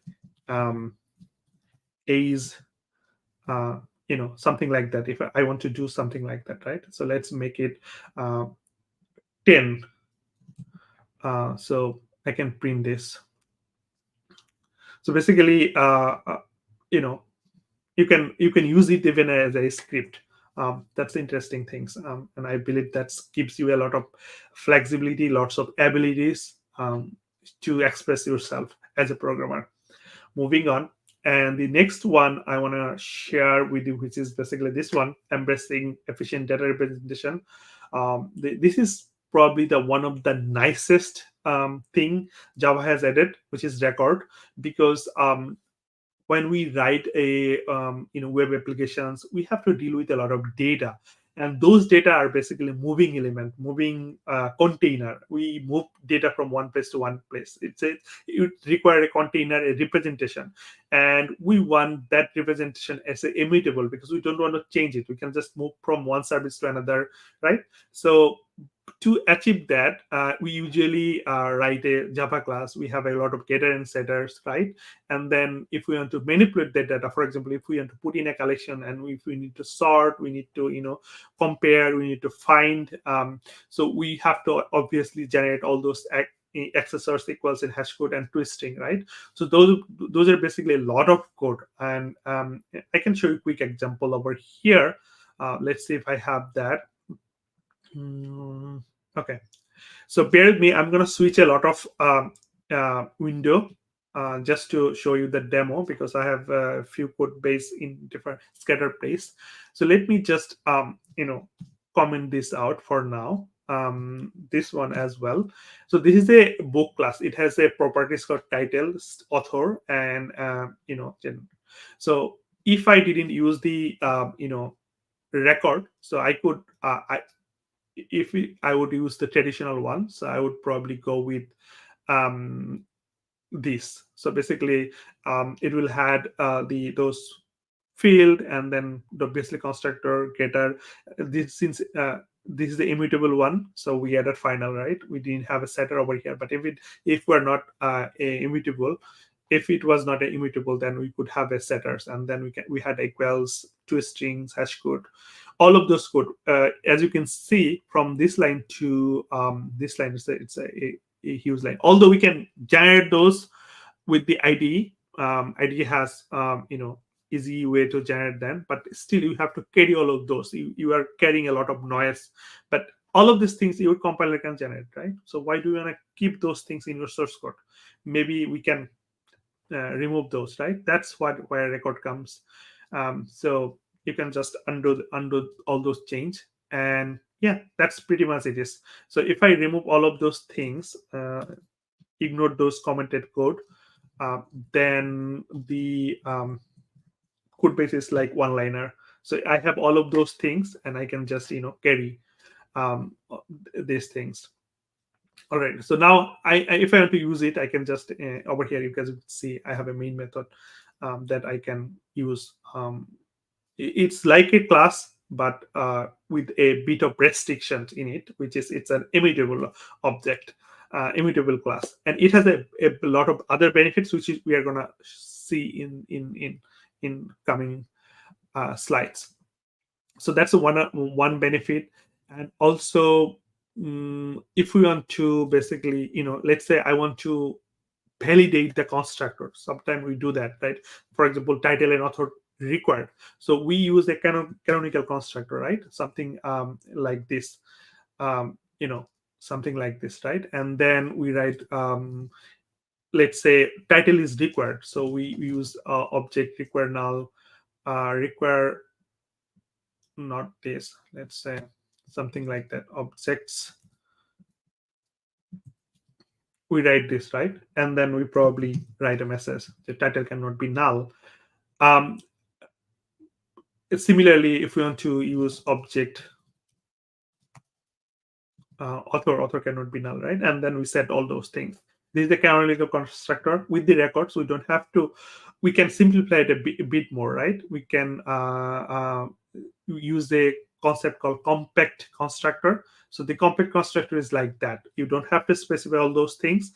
You are interested in validating these two things, which is title and author. These two cannot be null. So you can just do that. So that's the simplification. And also you can, like traditional object, you can add any method you want, right, over here. So I feel like these are super handy and perfect for modeling, entities with a clear set of attributes, right? So they are immutable, they can carry data, you can pass them anywhere with the confidence. Okay, I'm going to stay a bit on this record. Like I'm going to show you what other things we can do with the records. So let me go back the over here. So now there is one interesting feature that I really like. For example, this one, I'm gonna share this basically. So let's say I have a list of people, right? Over here, it's a method, and I want to change something with this user. User is basically another record, right? It could be another record or another class. Doesn't really matter. And I want to do manipulate. For example, over here, over stream, I want to sort them, but I want to sort them a specific way. For example, based on the hash value. But in the user, we don't have that hash over here because it has like, name and list of orders. But I want to calculate the hash based on the name, and then I want to sort it. So over here, I can create a local record. Inside this method, I'm creating a local record. This record basically have the user object and then hash basically. And then inside the compact constructor, I'm calculating the hashing over here. So it could be a method call if we need to a complex hashing. But for now, for this demo, this is a simple case, right? I'm just calling the name and then two uppercase and then hash code. So this is accessible through this stream operation. So over here, I'm creating a new instance over here, right? With this local record, and then I'm doing the comparator with hash, and then I'm basically mapping to user and then returning the list. So this sort by hash is getting, the parameter is list of user, and it's also return is list of user, but inside I have basically manipulated in a way that's not visible to outside. So it's inside the compact, and with this record I can achieve that. So that's an amazing features that I really like personally as a user of records. There are many other other things. For example, this one, let's say I want to manipulate a argument. For example, this key, right? I want to make it uppercase, so I can use that over here in the compact constructor. One thing we have to keep in mind is that even though record is a what do we say, immutable, all the properties are immutable. That means you cannot, once you create, you cannot change it. For example, over here, so I can only access the pair, right, using the value key and values. But if we want to set, let's say we want to do this, we won't be able to do that, because inherently key is a final value. We cannot do that. So that's the immutability. But one thing we have to keep in mind is that if we have another object inside the in record, for example, there is an example over here. Let's say it's a user, and it references a list of orders, right? So this reference is immutable, but the object is not itself immutable. So it can basically, you can change it if you want to access it, right? So for example, you create a user, and over here we have created a list of orders, right? And we created a user record based on this value, name and orders. And then we can definitely access this list of order using this, right? Get orders. Now, if we want to remove items from that, we can do that. This is possible because order list itself not immutable. But if we want to achieve that, we can do something like that. Basically, this copy of create a immutable collections. So this is what it does. So now, if we don't do this, let's say we don't do this, and if we want to run it, we'll be able to do that. We can remove the first one, and then we can also add order to it. It didn't prevent me to do that.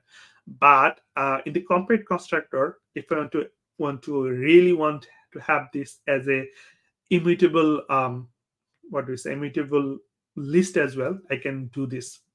And if I run this, it will immediately throw in exceptions. So that's the things we have to keep in mind if we want to achieve that. So that's I really like these features, and there are more interesting elements over here. Since I have a lot of other features that I want to demo, I'm going to skip it. But if you have questions, please feel free to ask me now. Okay, so there is another interesting. Okay, I'm going to share this one later. So moving on, I'm going to skip this. I already described and showed you. So I'm going to skip this. Okay. So next feature that I'm really interested about which is called sealed classes. So it's called control inheritance. The idea is, Java has inheritance for a long time, but the problem with the Java inheritance is that it's sort of open inheritance, right? For example, if we open this string class, let's say, let's go to this string class. That way I can show you relate these things. For example, this is string class, right? So I know a string class is a important class, and we don't want to manipulate it, and we don't want to allow it extending. So we created a final class, right? So we close this scope. But what if we needed another type of a string? I mean, it's a string, and all these properties, like say we have a different kind of encoding, for example, UTF-8, right? And we can definitely, I mean, all those encoding are encapsulated inside the this one string class. But what if we have want to extend the strings at the same time? We don't want allow other developers to extend it. How can I achieve it? That's not possible currently. If we allow extending, you have to allow everyone. And if you want to close the door, you have to close permanently. So there is no in between. So that's a problem with current inheritance structure.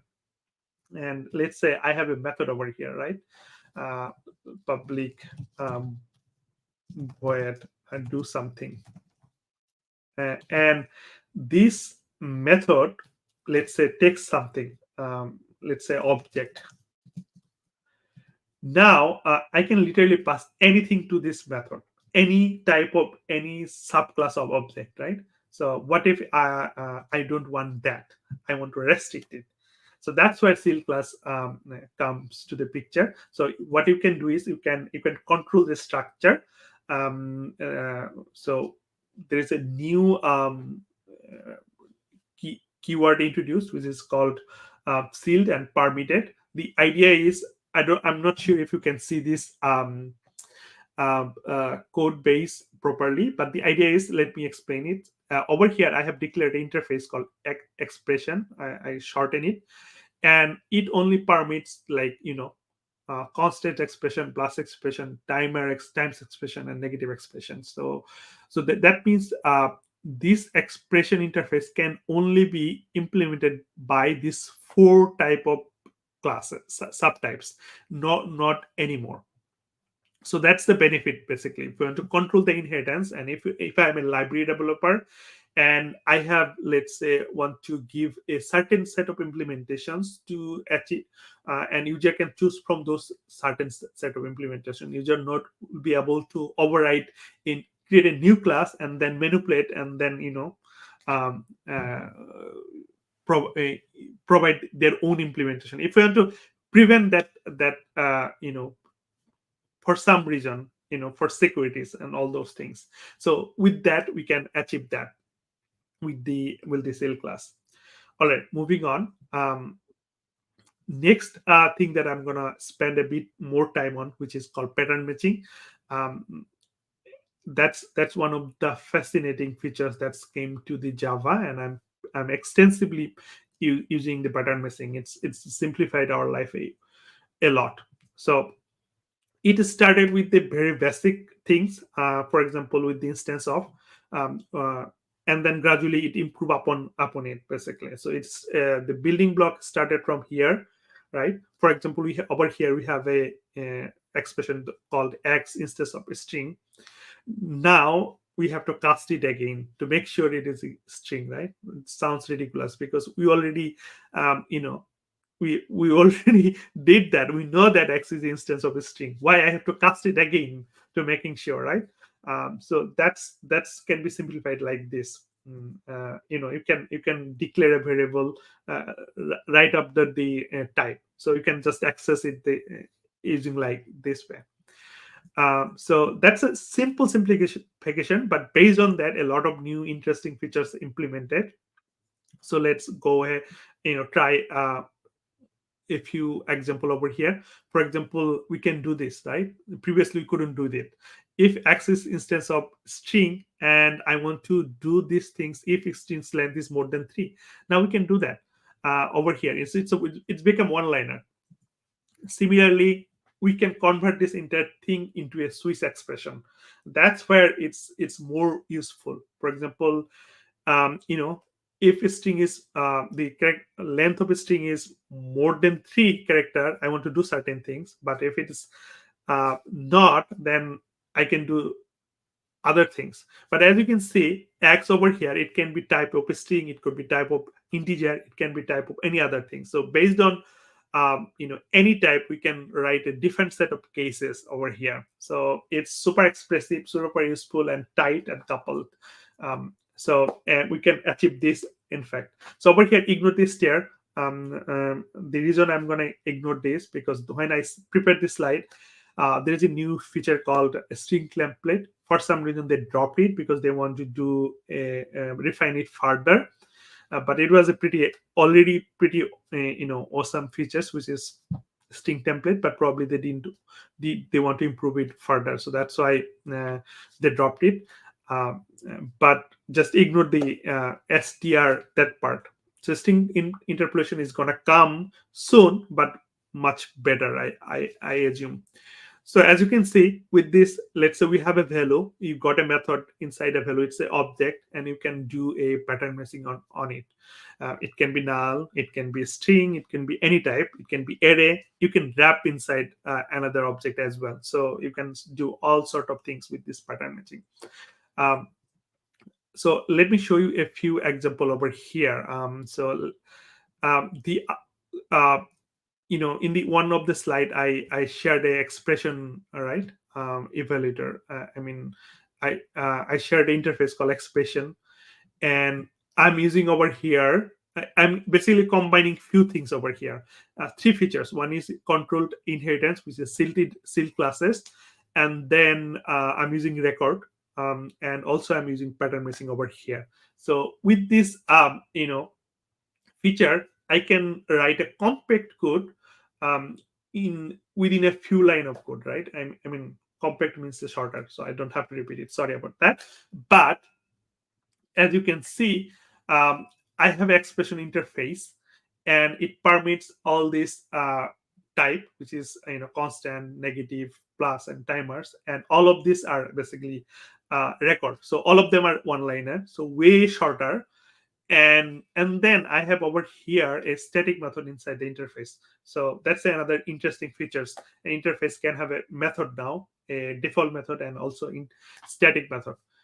And there is a method called evaluation. So it can receive any type of expression, and we can switch over this. So if it is a constant expression, we want to just return the value.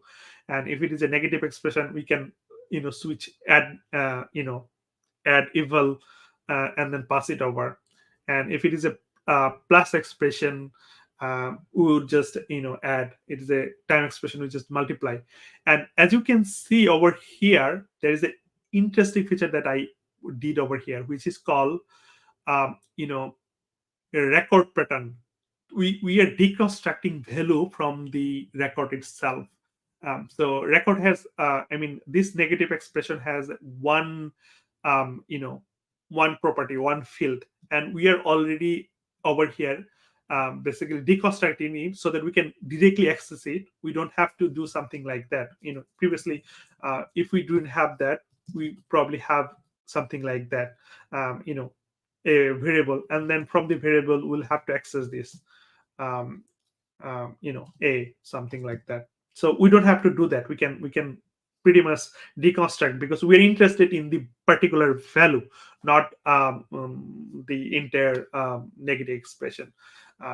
So that's, if I undo this is more simplifications.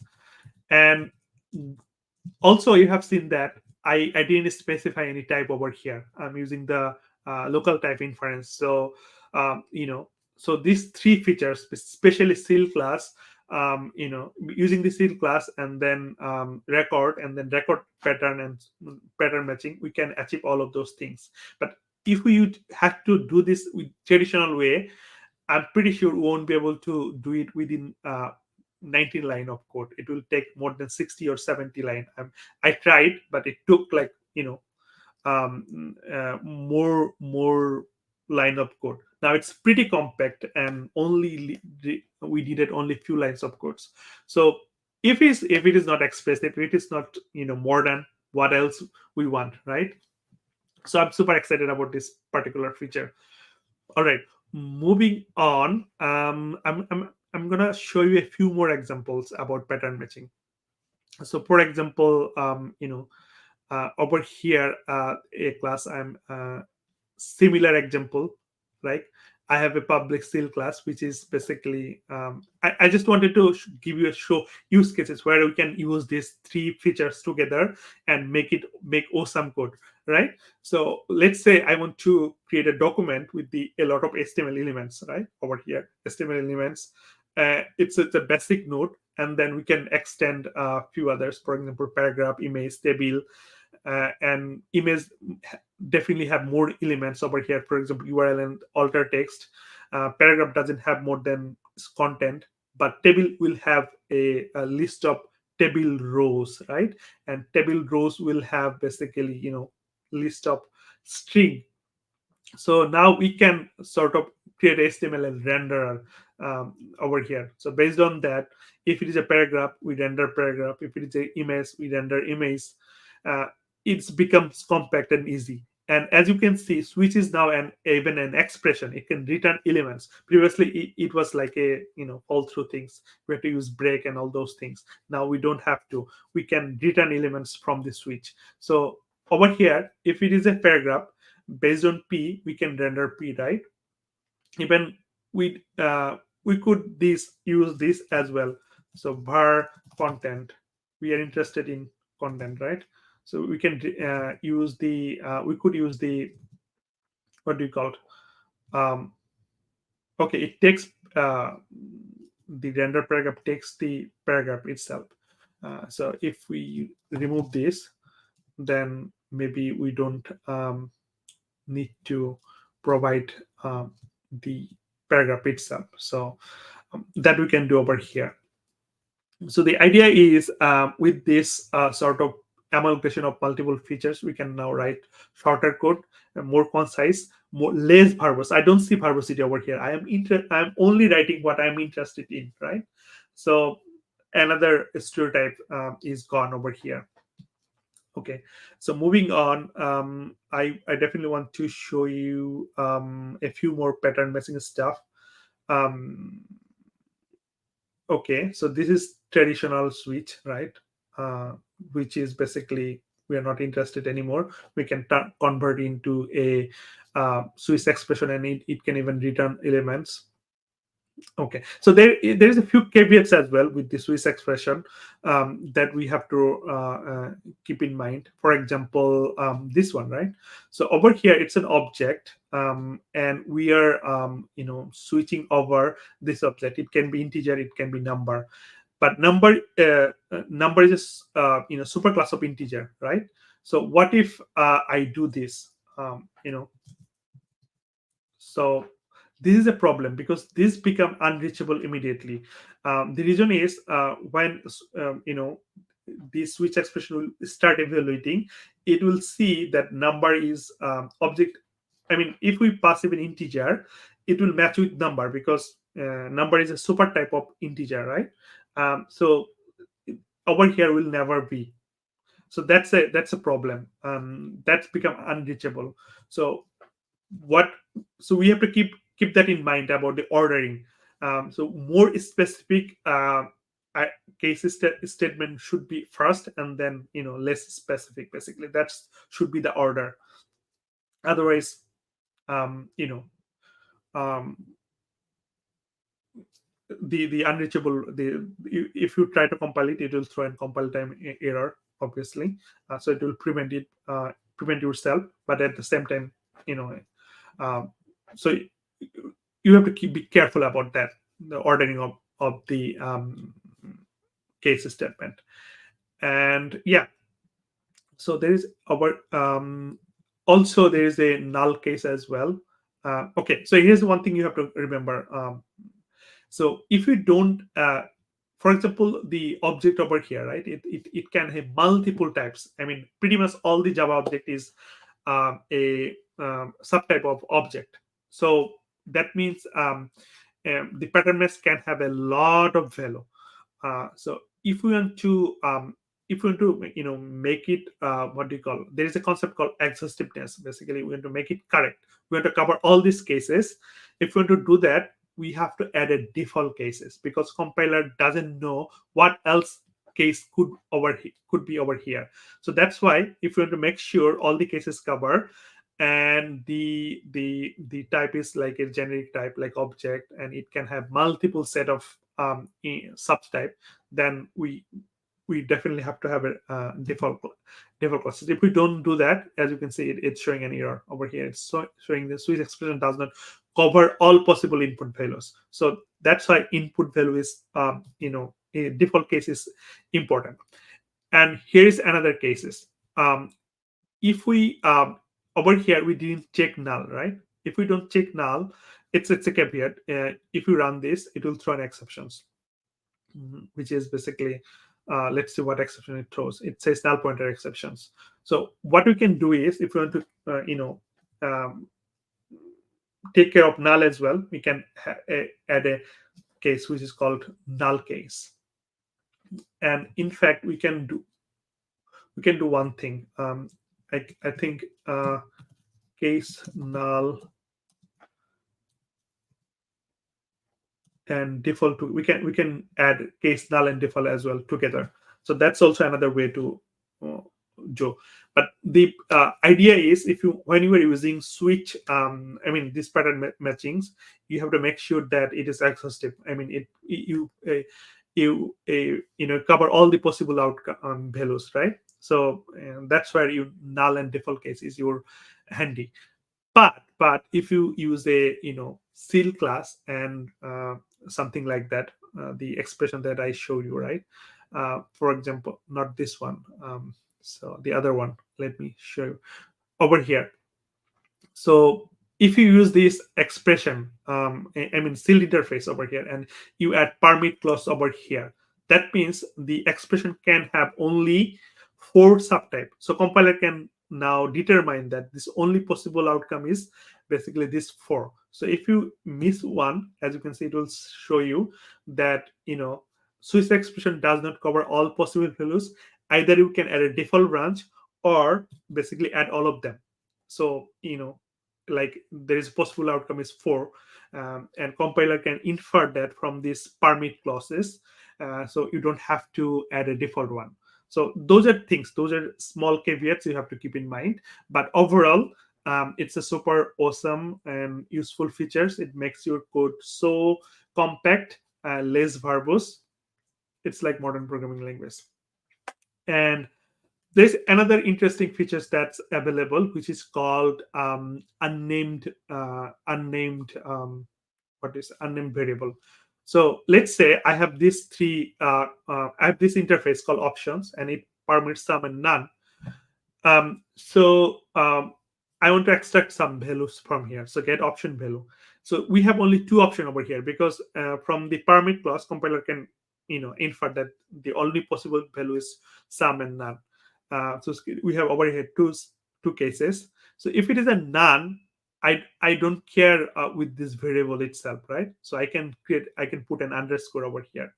But if it is a sum, then obviously we can use the pattern, record pattern, or we can deconstruction syntax, which is this basically sum and then a string, and then we basically we are providing string over here because it's a generic type, right? For example, option T, it's a generic type. That means the parameter, it can be any of type. Anyway, and then inside we don't have to specify the type over here. We can use the var, because based on the class type, it can infer. So that's the interesting feature. I'm going to spend on a bit on the unnamed variable in a minute, but like I showed you this demo already, but so the differences basically, it took like 19 lines of code. Traditionally it will like 16, more than 16 lines. Anyway, so similar features, there's tons of other features already available. For example, I showed you already flexible main method, pattern matching, record pattern, then pattern matching for switch. String template is dropped, but I'm pretty sure it's gonna come back soon. And then seal class is available, record is fully available, text block is fully available, local type, local variable for syntax for lambda parameter, local variable type inference. So all of these are making your code base sleek, smaller, shorter, and less verbose, and like any modern programming language. So if you still have those thought process in your mind that Java is backward, Java is what do we say? Java is basically verbose, then you can throw those ideas and you can start with this modern programming language. So before moving on, I want to show you this another features, which is basically local type inference. Let me see if I have over here. So if I don't have it, I can just create a new class over here. So let me probably I have this over here. So just give me a second if I can find it.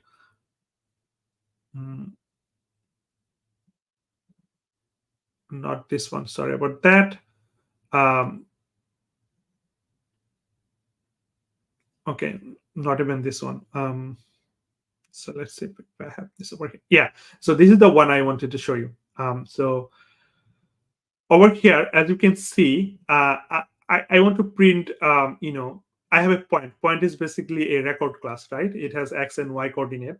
And in some cases, I'm not interested in particular value, right? For example, in these cases, if X is greater than 0 and smaller than greater than 0, Y is also greater than 0, then it's in the first quadrant. So I'm interested in 2 value, right?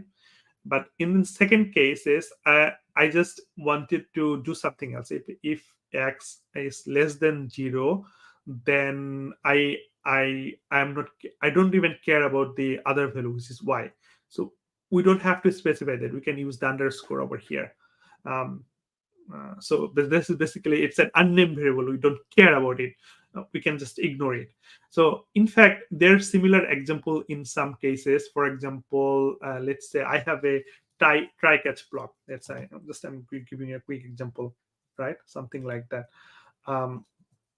Say I want to parse an integer string value, let's say 4, and I want to parse it integer, %, and I want to return by extract this value.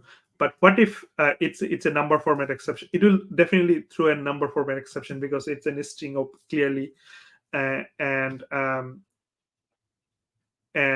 in that case, I know it's going to be a number format exception. It's obvious, right? And I just don't want to log it because what's the point of some cases we have those scenario. I'm probably not finding the exact example. So instead of we can just use this underscore. Basically, it's ignored.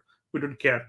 So that's the one use cases. And most obviously, we're going to mostly use the unnamed pattern is in these cases, which is when we are deconstructing value from patterns. But there are other cases as well. Let me see if I can give you an example. For example, let's say I have a list of points.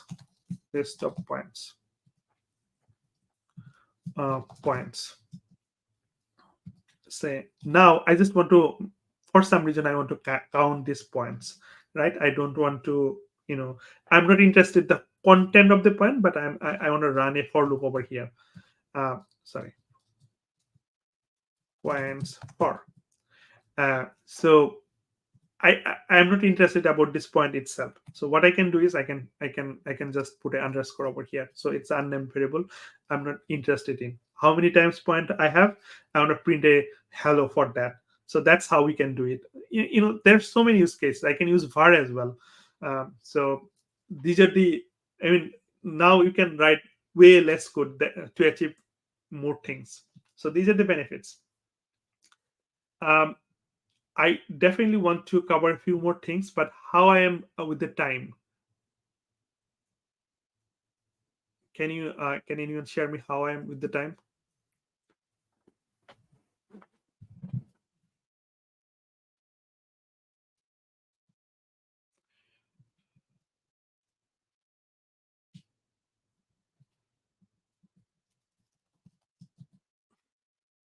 Okay.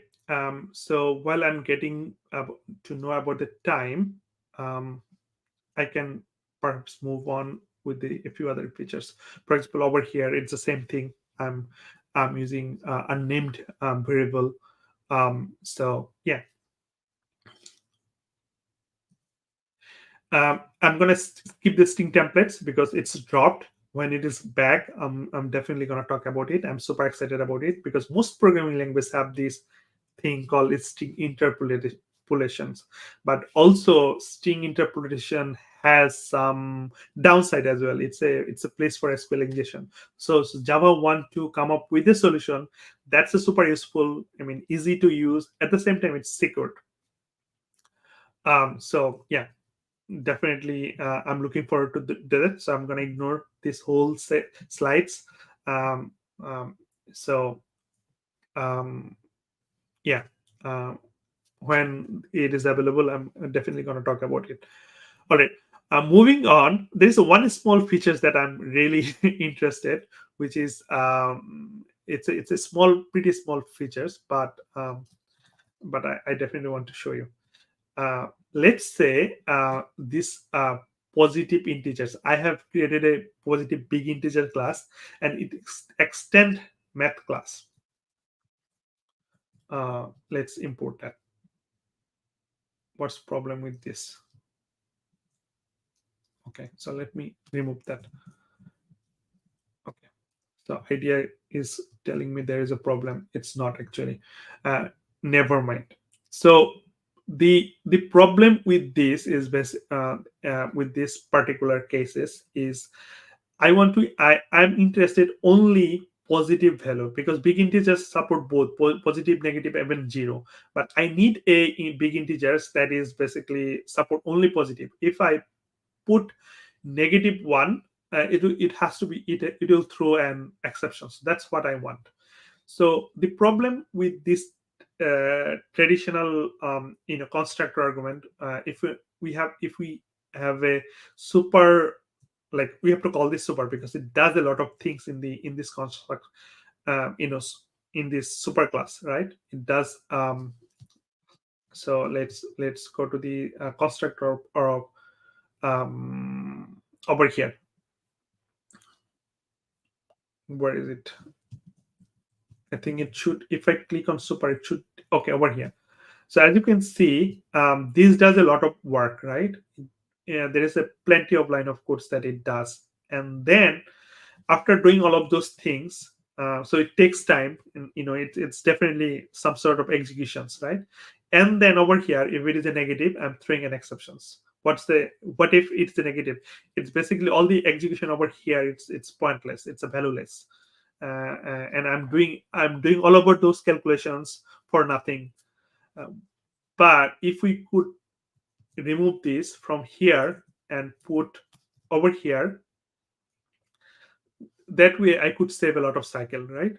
So in fact, that's what is available with this new features. It's a new addition to the Java. Jet 447 introduced this. With this, you can create super later, and before calling the super, you can do your validation, and you can do your some logic of codes, and if they are fail, so basically we're failing early before going through all the calculations. So this is small features, but I find it super useful, and I'm happy that it's available through this JAP, which is 447. Okay, so I just put that over here. So this is a potentially unnecessary work, because in case if it's a non-positive value, we can just switch that things. Moving on. Okay, so this is gonna take a lot of time, so I'm gonna just give you an overview, what it is. It's called Vector API. It's a new addition to the Java ecosystem. So the reason it is available, we have a special kind of instruction which is called single instruction multiple data. That means if you can pass a multiple data to a single instruction, you can parallelize some of the work, some of the calculation, and you can produce faster result basically. So it's available in some of the hardware, and since Java is a modern application, right, we should basically take benefit of those modern hardware as well. So previously Java didn't had this ability. If we want to, let's say I have an array of integer and I want to multiply, I have to do this I have to do this multiplication one by one. It's called scalar calculation, right? Scalar multiplication, scalar addition. But some hardware can takes like let's say 8 item at a time, and those do those calculation at once. So that's a 8 times faster, right? So the vector API exactly allow us that, and it's the code base is a little bit involved, but if we want to need a utilize those hardware, and we have a high level of performance. For example, if we want to need some sort of calculation, hash calculation, right? Algorithm, or some sort of security related stuff. Since modern hardware is capable of doing those things, why not language has also those support. So that's a benefit with this vector API, but the code base is a bit involved, obvious reason, because we are taking the benefits. So this is the traditional way. The first chunk is basically the traditional way how we do it if we want to make an addition. And if we want to do the vector addition with this vector API, we are going to do it this way. I'm not going to explain this because it will probably take some time, but if you want to look at it, just search Java vector API. I just wanted to show this is the addition in the Java. It's available, and you can take those benefits. Take those modern hardware benefits if you want to. Those are available. So all right.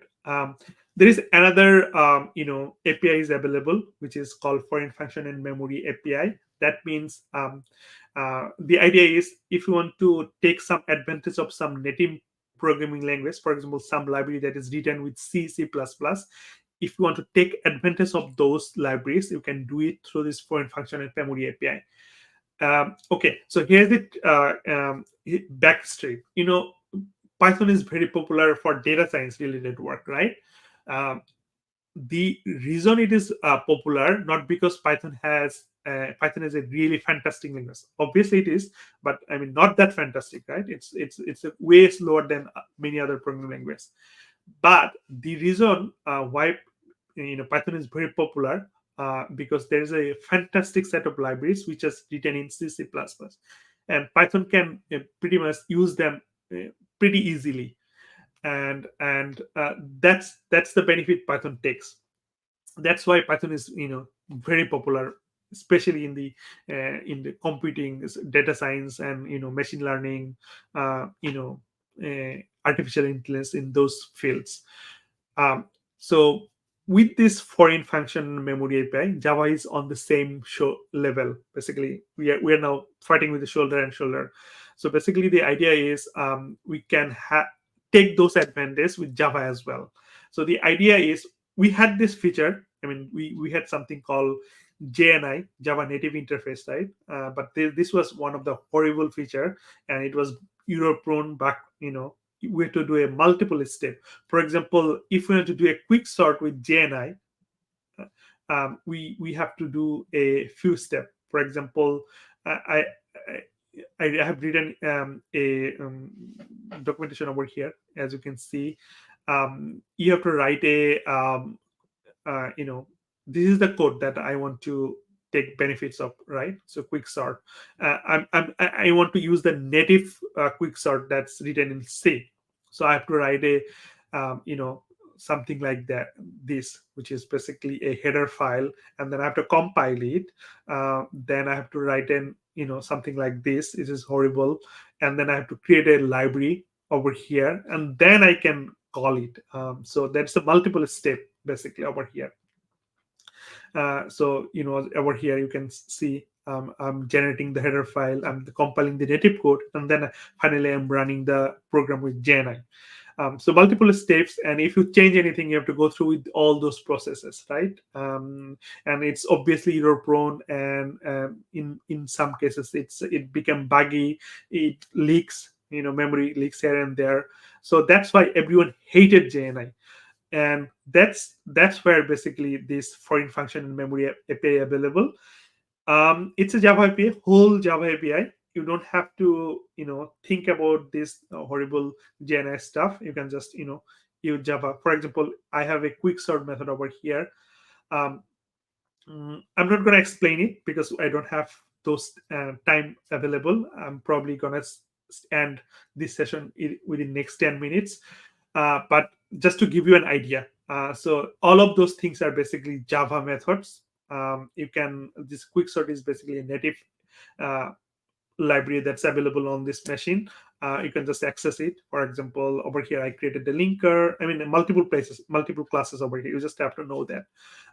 So let's not explain all of those things, but same thing, you can achieve those. But all of those can be achievable through Java, which is you are familiar with, right? You don't have to go through all sort of troubles, and you can debug those things. You can, and it's a safe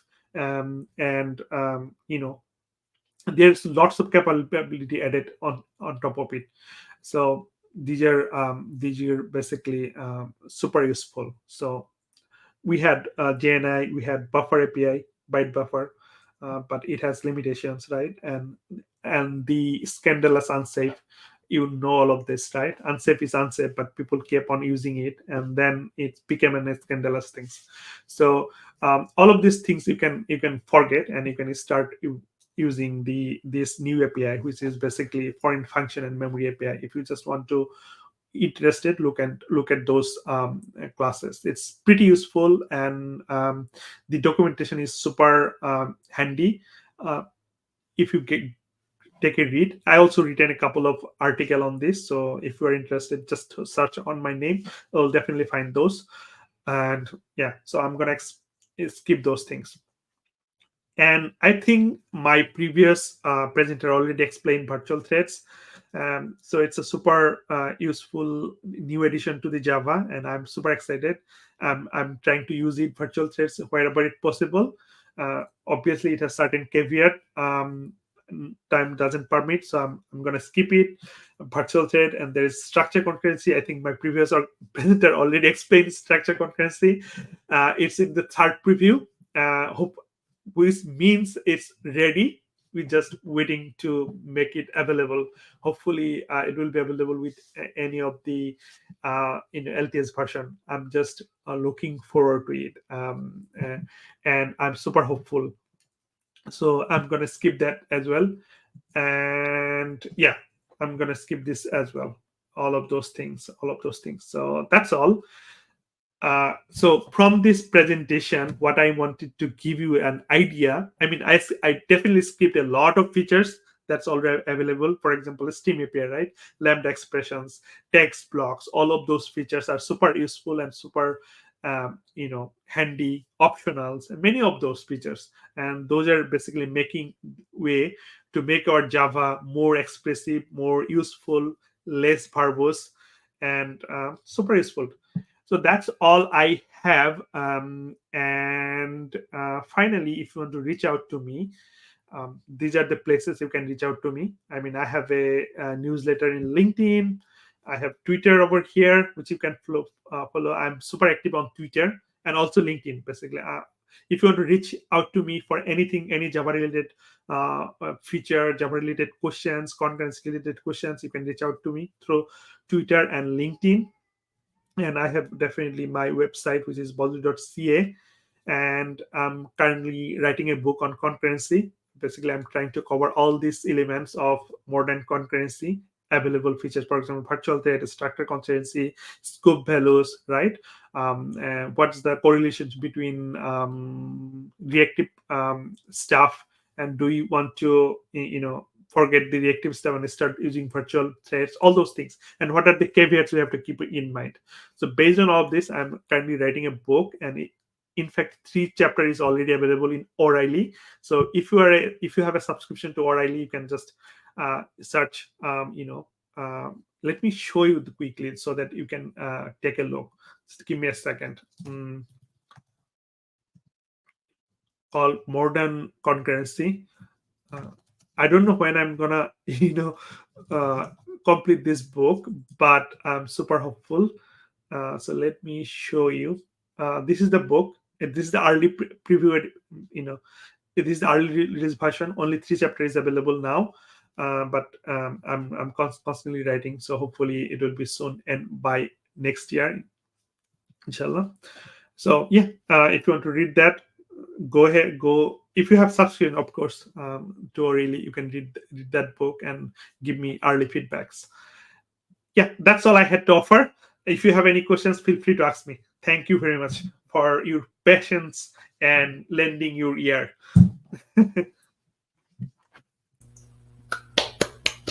Thank you, Bazlur. Thank you. I don't know if you have a question in the chat, but I'm sure we'll have questions in the future in our community, and I'll share with you. I have a question. I think,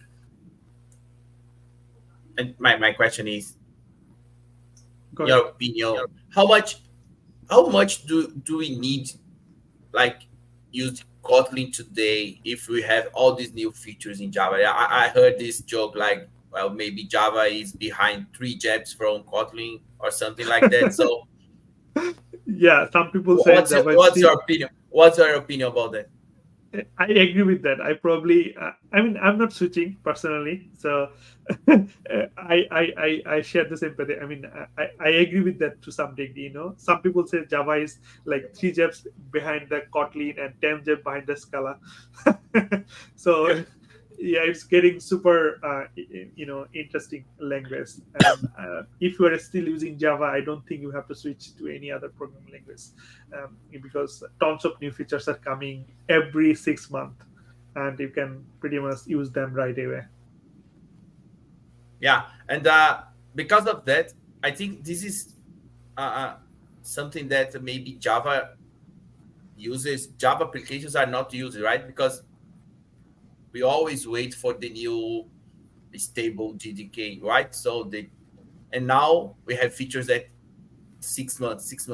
So how can we embrace this mentality, that we should move always to the next JDK? And I don't know, do you know what I mean? Because we always wait for the new stable release, I mean, I understand some people really want to make sure that it's really stable. But for example, in our company, all of the products currently run on JDK 21. So we take advantage of all the new features. But it depends, actually. It depends on perspective. For example, there are certain library dependencies. If you have a really big product and you have a lot of dependency, for example, you depend on an XY library, which is not compatible with this latest JDK, and you have to start with that. Either you get make sure you get the latest one. So a lot of people don't want to go through all this pain, so they basically stay in the stable version. I get that. I understand that philosophy, that thought process. But at the same time, if you are able to, I don't see any problem with moving into the latest JDK. If your product is smaller, I think you can take that risk. I don't see any risk personally. It's not that much of risk. It's just that sometimes we have some unforeseen or unwanted dependency with the other library that we are using, and our product is really big, and if I move, I probably have to do a lot of migration, and I don't have budget for that, right? Going through those migrations. For example, when we migrated from 17 to 21, we also migrated from, let's say our product is based on Spring, so we migrated to Spring as well. So we had to go through a few things because there were changes, right? And we have to make sure all of those things work. Luckily, we had a lot of good test coverage and all those things, so we are able to migrate easily. But some companies, their product is messy, and they don't have a huge test coverage. They have a lot of dependencies with external factors, so they take basically they are cautious. So I totally understand that thought process.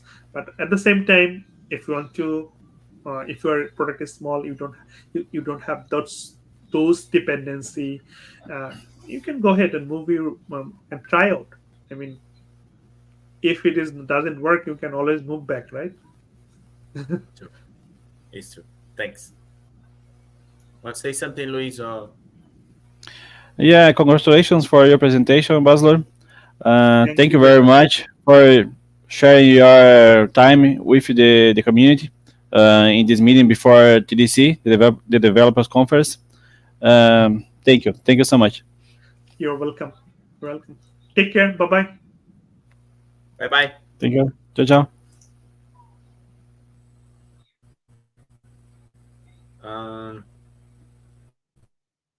Então é isso, né, Luiz? Estamos aí. Isso. Você quer falar um pouquinho sobre o sorteio?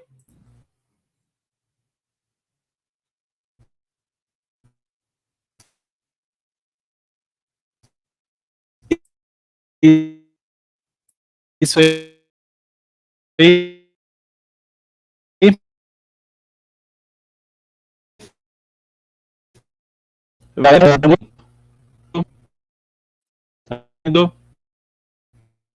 Tá bem falhando, Luiz.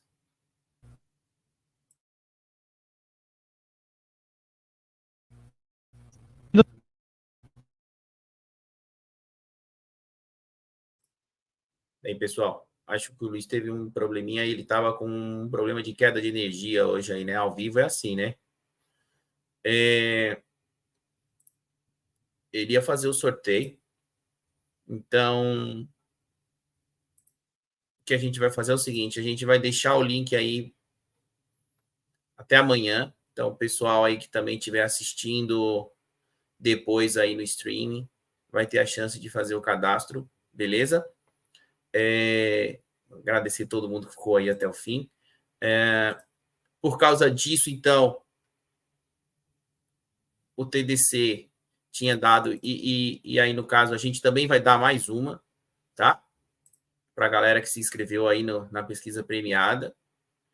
E é isso, assim, queria agradecer todo mundo, espero que vocês tenham gostado. Como eu falei, eu sei que às vezes a gente espera ali também tudo em português, mas é isso, né? A oportunidade de estar ouvindo um Java Champion aí falando de todas essas coisas boas para a gente, assim. Então a gente tem que também se forçar, às vezes, a ouvir em outra língua aí. Agradecer todo mundo, obrigado.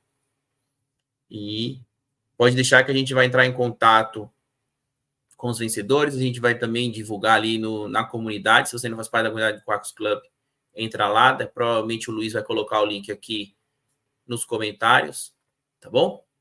E é isso aí. Boa noite, pessoal. Obrigado. Até mais.